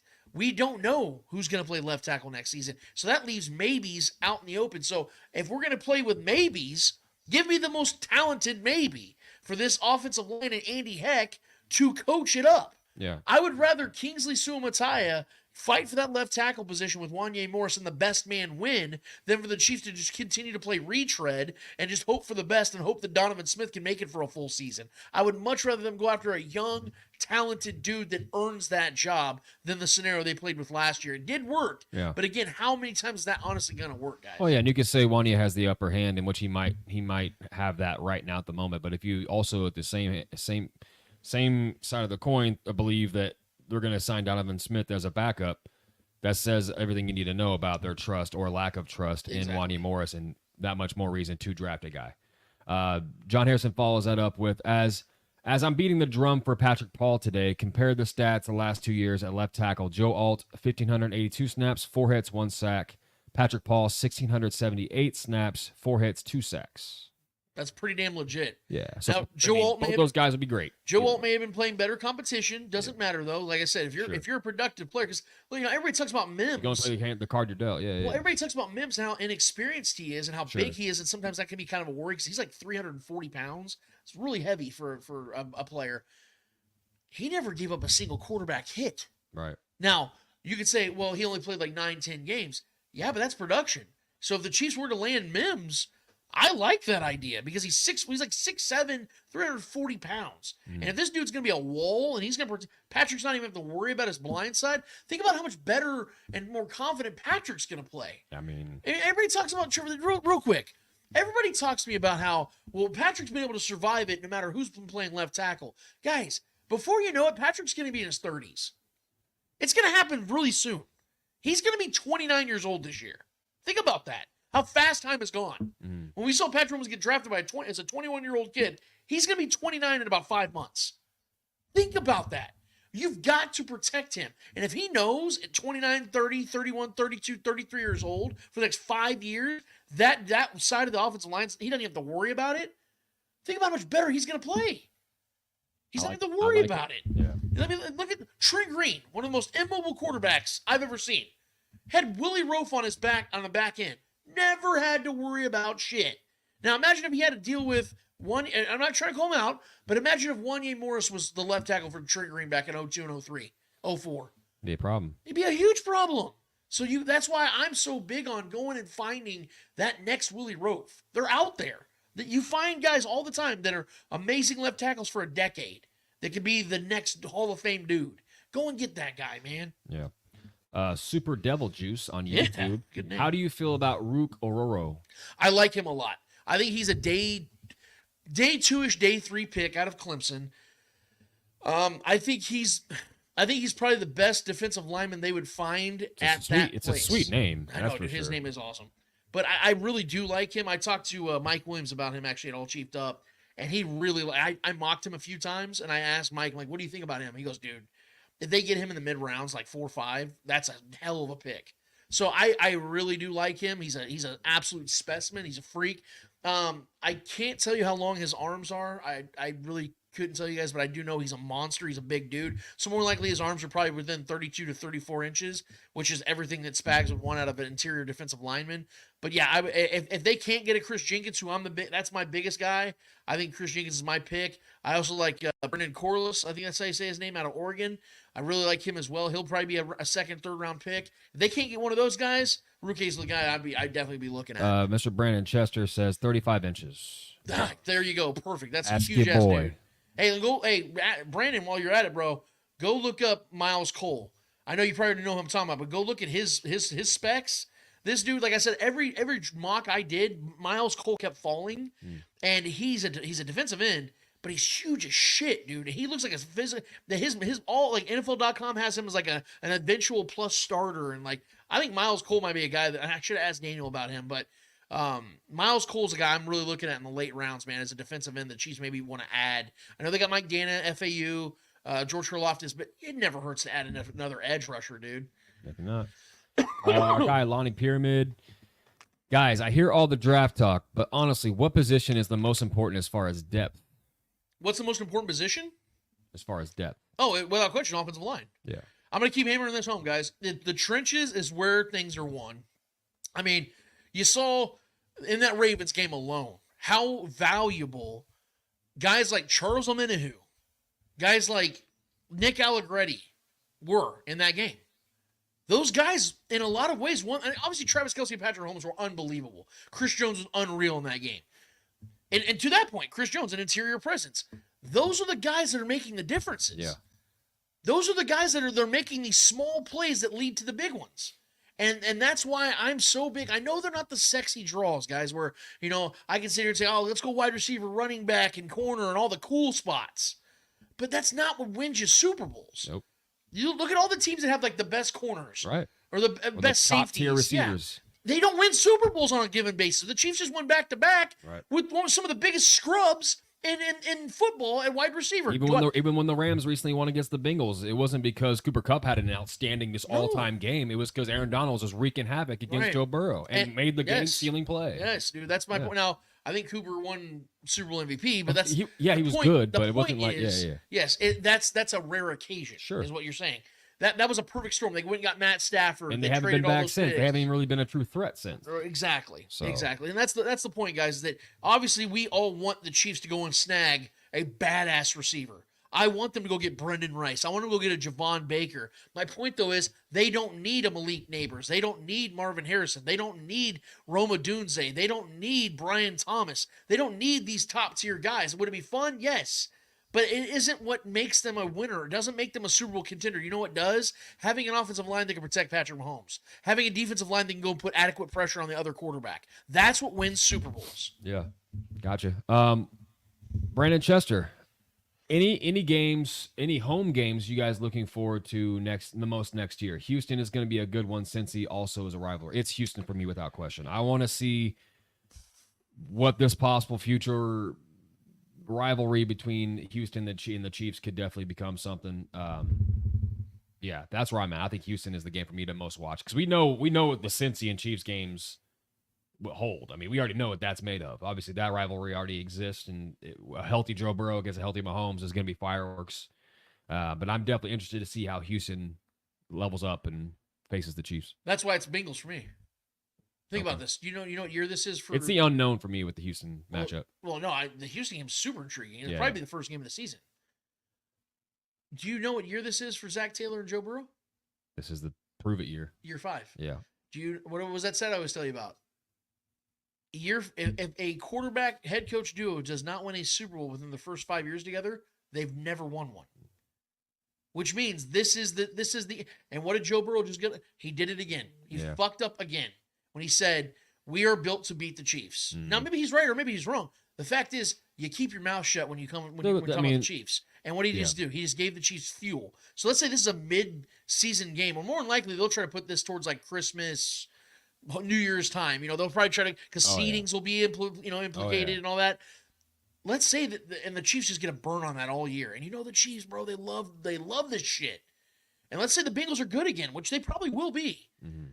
Dude, I'm telling you, with all the pressure that's going to be on the Bengals and none of the pressure on the Chiefs, I mean, they keep giving that's such an intriguing game. You don't give teams that win, especially win back-to-back championships, because a lot of those teams can become complacent. And you continue to give them bulletin board material. It's like, why do you keep? That's why Bob like the fire is almost going out. We're coming off the highest of highs after back-to-back Super Bowls, and the fire could be going out. Now we can, just the charcoal's barely kind of simmering a little bit at the bottom. Now you want to just pour a gallon of gasoline. It's like, bro. Thank you. Shaking the Kingsford bottle. It's like it's scripted. It's scripted because it has to be. There has to be because the storyline fits too perfectly. Whenever we need it, whenever we need a chip on our shoulder, there's always somebody to give us one, and it has to be Joe Burrow and the Bengals, of fucking course. And I love it. But yeah, for me, it's the Houston game because I already know it's going to be a duel between the Bengals. That game I already know is going to be absolutely exciting. But as far as like what I'm looking forward to and what could be a future rivalry added into the mix here too is Houston and what Stroud can become as a true contender in the AFC. I'm really excited how they match up against the Chiefs and what the Chiefs do against them as well. And D'Amico Ryans is an upcoming great coach in this league as well. I got a ton of respect for that guy, and I would love to see how he zigs and zags against what Spags brings defensively with their offense. So definitely looking forward to that one. That one's for me. Last one, Michael Maldonado. Basketball question. How many games is the Lakers and Nuggets series going to go, and what are the Lakers' chances of heading to the Western Conference Finals or Finals if they upset the Nuggets? Lakers are going to win that series. Oh, boy. I picked the Lakers to win the title this year. But I will say this. The Nuggets are the scariest team in the playoffs outside of the Lakers, in my opinion, because I think whoever wins this series wins the finals. This is I think this is the best series, and it's the first. Of course, it's the first freaking round. I was hoping this would be the Western Conference Finals again, but I am picking the Lakers to win the series. I think they have the right tools, dude. Yeah, see, look, the Nuggets swept them last year, and I'm not going to sit here and take away from anything of that. But if you watch that series, it came down to 1 or 2 plays every single game. The Nuggets never blew them out. It was constant, like neck and neck. And we know LeBron was not healthy in that series. Sure. Clearly, Anthony Davis wasn't healthy, even though he played really well. And dude, D'Angelo Russell was horrendous. He was averaging like 4 points a game in that series. He has been night and day better this season. Austin Reeves has been playing really good basketball. Yeah. And didn't D'Lo just join like 3 other players in the history of the NBA to have 200 3-pointers made, shoot like 40-something% from 3, and have 50% from the field? He's been playing great this year. And I told you he's capable of that. I've never budged on that. I've always believed in him. And this is a respect to the Nuggets. I'm not trying to take away from this team. This team can win the freaking finals, like I said. I think whoever wins this series wins the finals. I think that LeBron and AD are clicking at the right time. LeBron is playing some of his best basketball of his career. D'Lo is shooting out of his mind. Austin Reeves is balling. Gabe Vincent's finally back. Yes, they finally have like that depth that they needed, because I feel like they could have won that series last year. They just did. Like I said, LeBron was gassed. He was hurt. His ankle was all kinds of fucked up. He's healthy now. He isn't getting gassed late in games. And the biggest thing that no one's talking about with LeBron, he's hitting his free throws.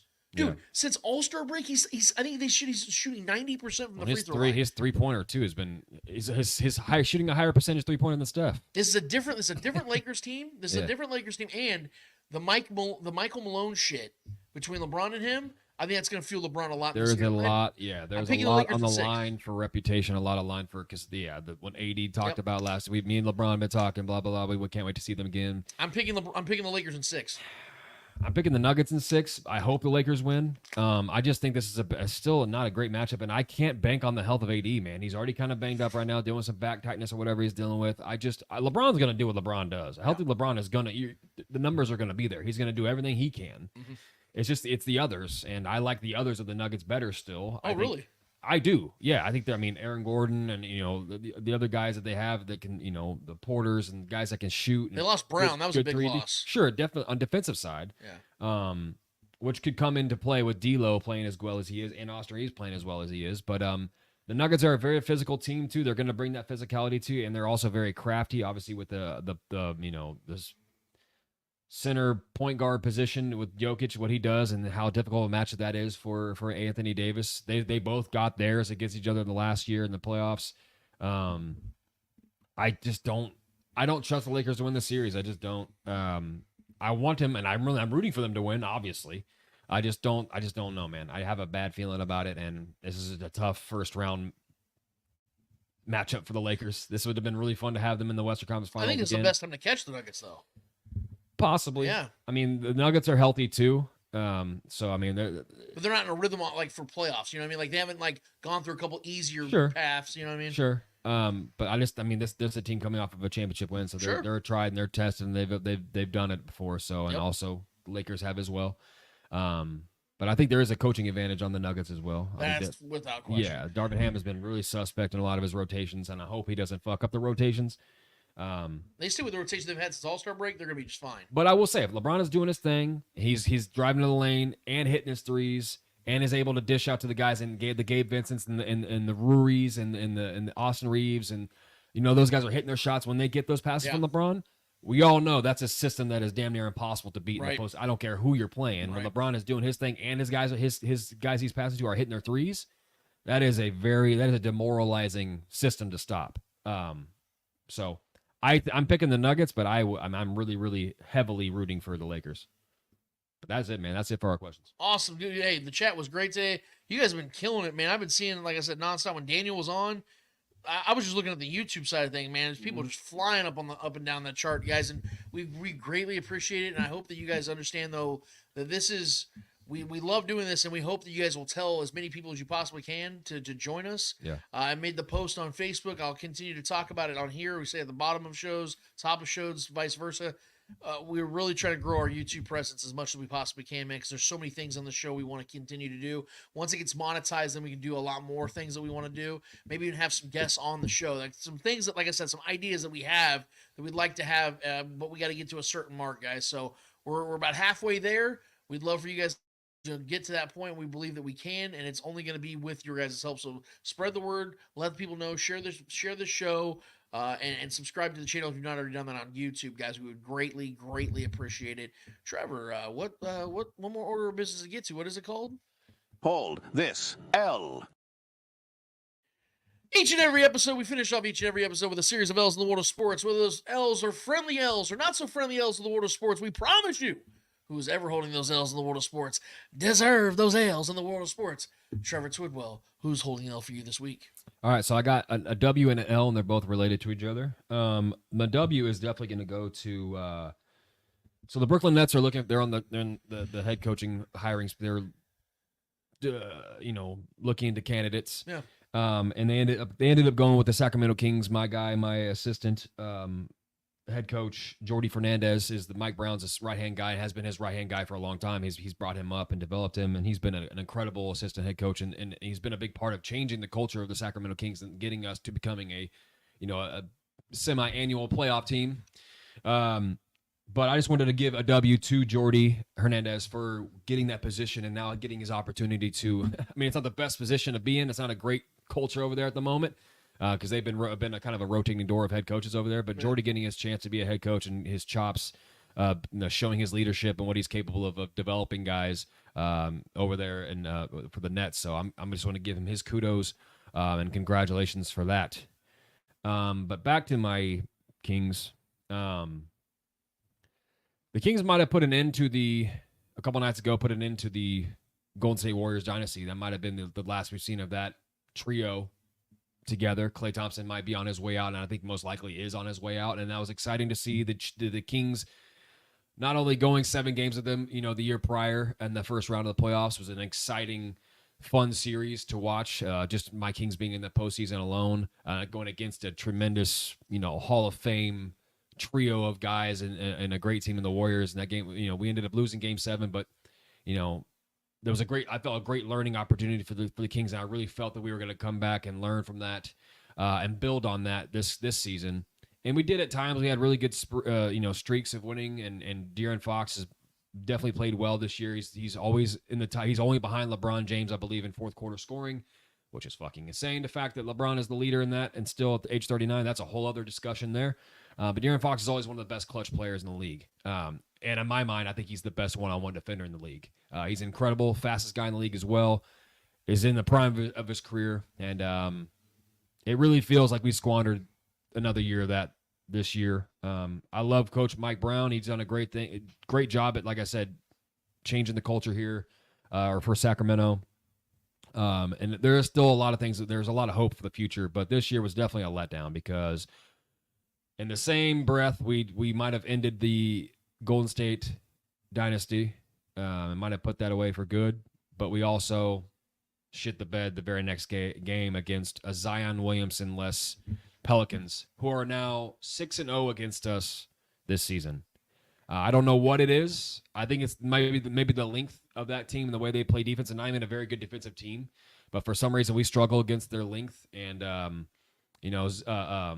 Sabonis and De'Aaron Fox balled out last night. Domas almost had a triple-double, and De'Aaron Fox had 30-plus points and did everything he could, but it's just we just couldn't figure it out. And we got in the hole, we couldn't climb out of the hole, and we ended up losing. Now we're not in the playoffs. And now the Pelicans are going to go on and face the OKC Thunder in the first round. What a shit series. No one wants to see the Thunder face the Pelicans. The Thunder Kings would have been an electric series because two very fast-paced teams, very high-scoring teams. That would have been an absolute fun series in the first round to watch. Even if I lost, I guarantee that series is going 7 with the Kings, and the Kings could win that series because the Kings have actually played really well against OKC this year. But matchup makes fights, man, and for whatever reason, we went winless against the Pelicans this year. No matter what rotation they had out there, no matter who was in, who was out, we lost the games when Brandon Ingram was out. We lost games when Zion Williamson was out. I don't know what it is, man. They have our number, and it just sucks that We beat within a few days span, we beat the Warriors, knocked them out, maybe possibly in that dynasty, and then we lose to the Zion Williamson-less Pelicans. And it's just frustrating because I know we're far more talented, and I know we got way more to play for, honestly, and we're way more of an entertaining team, and the NBA is now lesser of a playoff series in my mind as far as what could have been an entertaining series between OKC. Now they got to face the Pelicans, and the Kings would have been a far better, more fun series. But now my season is over as a Kings fan, and I'm just going to be rooting for LeBron, and if LeBron gets knocked out, I'm going to be rooting for Luka. So I got something to cheer for, but I really was hoping that my Kings would learn something from that great series last year and improve themselves, but we fell flat once again, and we got some things it's back to the drawing board for the Kings once again. But for that, the Kings got to do me a favor and hold this L. It's a pretty good L. Sad L, but you know sucks, what? Man. It's a good L nevertheless. I actually have a W that I want to give out first. I don't know how many of you guys are fans of MMA, but in particular the UFC. Trevor and I are ardent fans of the UFC, and the biggest card in the history of its organization took place this last week with UFC 300. The card was stacked. The anticipation was at an all-time high, and it lived up to every bit of the billing. And I think, although the main event was awesome with Pereira beating Jamal Hill, I also think that the fight that stole the show and the fighter that stole the night was my dude, Max Holloway, when he put to bed the great Justin Gaethje. Trevor, go ahead and roll that beautiful bean footage. Holloway shows some mortality. Look at this. Holloway just told him, stand right here. Oh, big connection late.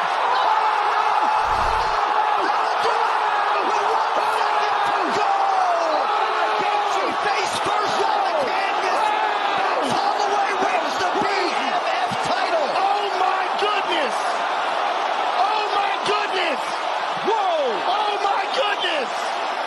An absolute stunner at UFC 300. Oh my God!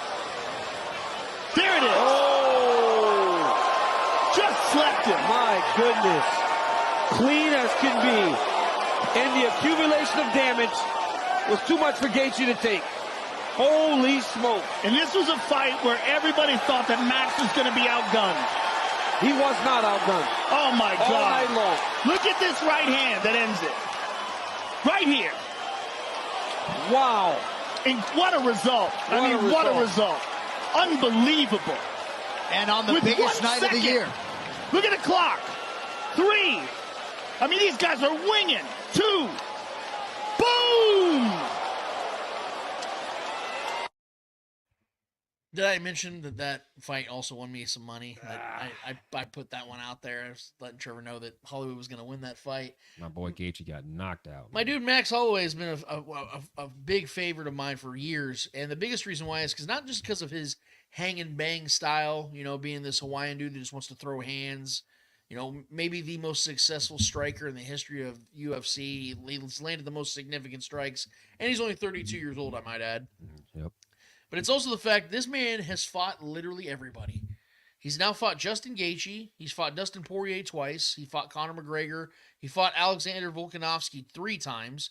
He fought Anthony Pettis, Korean Zombie, Jose Aldo twice, Yair Rodriguez, Jeremy Stevens, Charles Oliveira, Cub Swanson, and Frankie Edgar. We're talking about Hall of Famer after Hall of Famer after Hall of Famer that he has fought and taken on, and he's beaten a lot of these guys. This was his moment, man. This was the bright, and I love the fact that this happened in UFC 300 because it was at the biggest stage and the biggest moment in UFC history to this point. And Max Holloway had the greatest, I think, FU moment ever. Now, him and Gaethje are boys, but it's just to point down and say, let's end. He was already winning the fight, by the way. Max was already winning the fight. I think he was up 4 rounds to 1. The judges beg to differ, but I'm a Gaethje guy, but he's one of my favorite fighters. But that fight was not. It was already won. Yeah, and for Holloway to still risk it by saying, Gaethje, let's throw down, bro. Let's end this fight in the next 10 seconds. Let's just give it everything I love that. He did the same thing with Korean Zombie about 6 months ago. When Korean Zombie's final fight, it was in Japan, and Max was like, I'll take the fight on, and He's like, that third round, let's bang, just bang, and he knocked Korean Zombie out. He calls his shot like he's like Big Poppy. He just knows he's gonna hit a home run. Hasn't always paid off for him. He's definitely taken some L's that way sure. too. But yeah, definitely. But for him he's to do this, no shame, no fear kind of guy. Absolute dub to him and the UFC, because that was an absolute success of a card and success of a moment, man. My God, dude. My L, unfortunately, though, is going to go to some people that aren't so bright. Maybe they've taken too many hits to the head. And in particular, a guy by the name of Jonte Porter. I don't know if you guys heard about this, but to be banned from a league is saying something. And Jonte Murray, now former player for the Toronto Raptors, has been officially banned from the NBA. Why? Well, you might wonder. Here's the reason why. The NBA's investigation found that Porter purposely limited his participation in the Raptors' March 20 game against the Sacramento Kings, there you go, Trevor, specifically to influence the outcome of one or more bets on his performance. Against the Nets, Porter claimed he felt ill after playing just 3 minutes. The NBA also found that prior to the game, Porter disclosed confidential information about his health status to a, quote, individual he knew to be an NBA bettor, end quote. A different individual associated to Porter also bet that Porter would underperform March 20th as part of an $80,000 parlay the bettor placed with an online book. There's more. From January through March 2024, while traveling with the Raptors and the Raptors G League team, Porter placed at least 13 bets on NBA games using someone else's betting account. These bets range from $15 to $22,000 for a total of $54,094. The total payout from these bets, $76,059, resulting in winnings of $21,965. None of the bets involved any game in which Porter played, but he did bet on the Raptors to lose as a part of 3 different parlay bets. All 3 bets he lost. Porter, who's only 24 years old, hasn't played since the NBA began investigating him from betting irregularities on March 25th, my birthday, ironically. The Raptors removed him from the lineup prior to that night's game against the Brooklyn Nets and hasn't reappeared since. Porter, who is the brother of Denver Nuggets star Michael Porter Jr., was in the first season with the Raptors. He was on a 2-way deal with the team and averaged 4.4 points, 3.2 rebounds in 26 games this season. On April 10th, 1 week from the NBA announced Porter's ban, Commissioner Silver wrote the banning Porter was on the table. And he goes on and explains why. Legal sports gambling has been on the rise in the U.S. and incidents of professional athletes gambling on sports has been increasing. The NFL has suspended a number of players, as we know, over the last 2 years, but outright bans are rare. Porter will now be remembered alongside former MLB player Pete Rose, who was banned for gambling on his own sport as well. In other words, you got to be a real idiot to pull this one off. A real idiot. And, we've talked to some people in the know that know the people in this situation, and no one can really explain what Jonte was thinking, other than he just simply wasn't. And now he owes a lot of people money, and now he's a disgraced player in a league at only 24 years old. It's a really rough place to be. It's also a really rough place to be on the Spoken Podcast, because for all these things, Jonte Porter gets to do something, and that is to hold this L. Thank you very much. Hold this L. Gave him 2. Do it again. I already gave him 1. We appreciate you guys more than anything. And this has been an awesome show. Fun-filled, packed show. Flew by. I had a great time. This was one of our funnest shows in a while. And it's all credit to you guys. It's credit to Daniel Harms for doing what he did and giving us the insight he did. I tried to keep it within an hour because I know he's a busy dude, but he gave us an hour and he didn't even hesitate. He would have kept going, honestly, and he didn't have to do that. So I really appreciate Daniel. Go follow him, guys. He's incredible work. He's one of the true dudes out there that you should be following and trusting when it comes to Chiefs content. But for that, man, I think we're wrapped up, Trevor. So with that, for Trevor Twidwell, for the great Clay Winter that puts all this together on the back end of things and Red Tribe Cinema, for Starcade Media for giving us this platform and allowing us to use, our platform on their platform. We very much appreciate that. For all those people, I'm Lance Twidwell. Episode 264 of the Spoken Podcast is done, finished, and finito. And until we're back here in 1 week's time talking about the draft for episode 265. We out of this bitch. Later.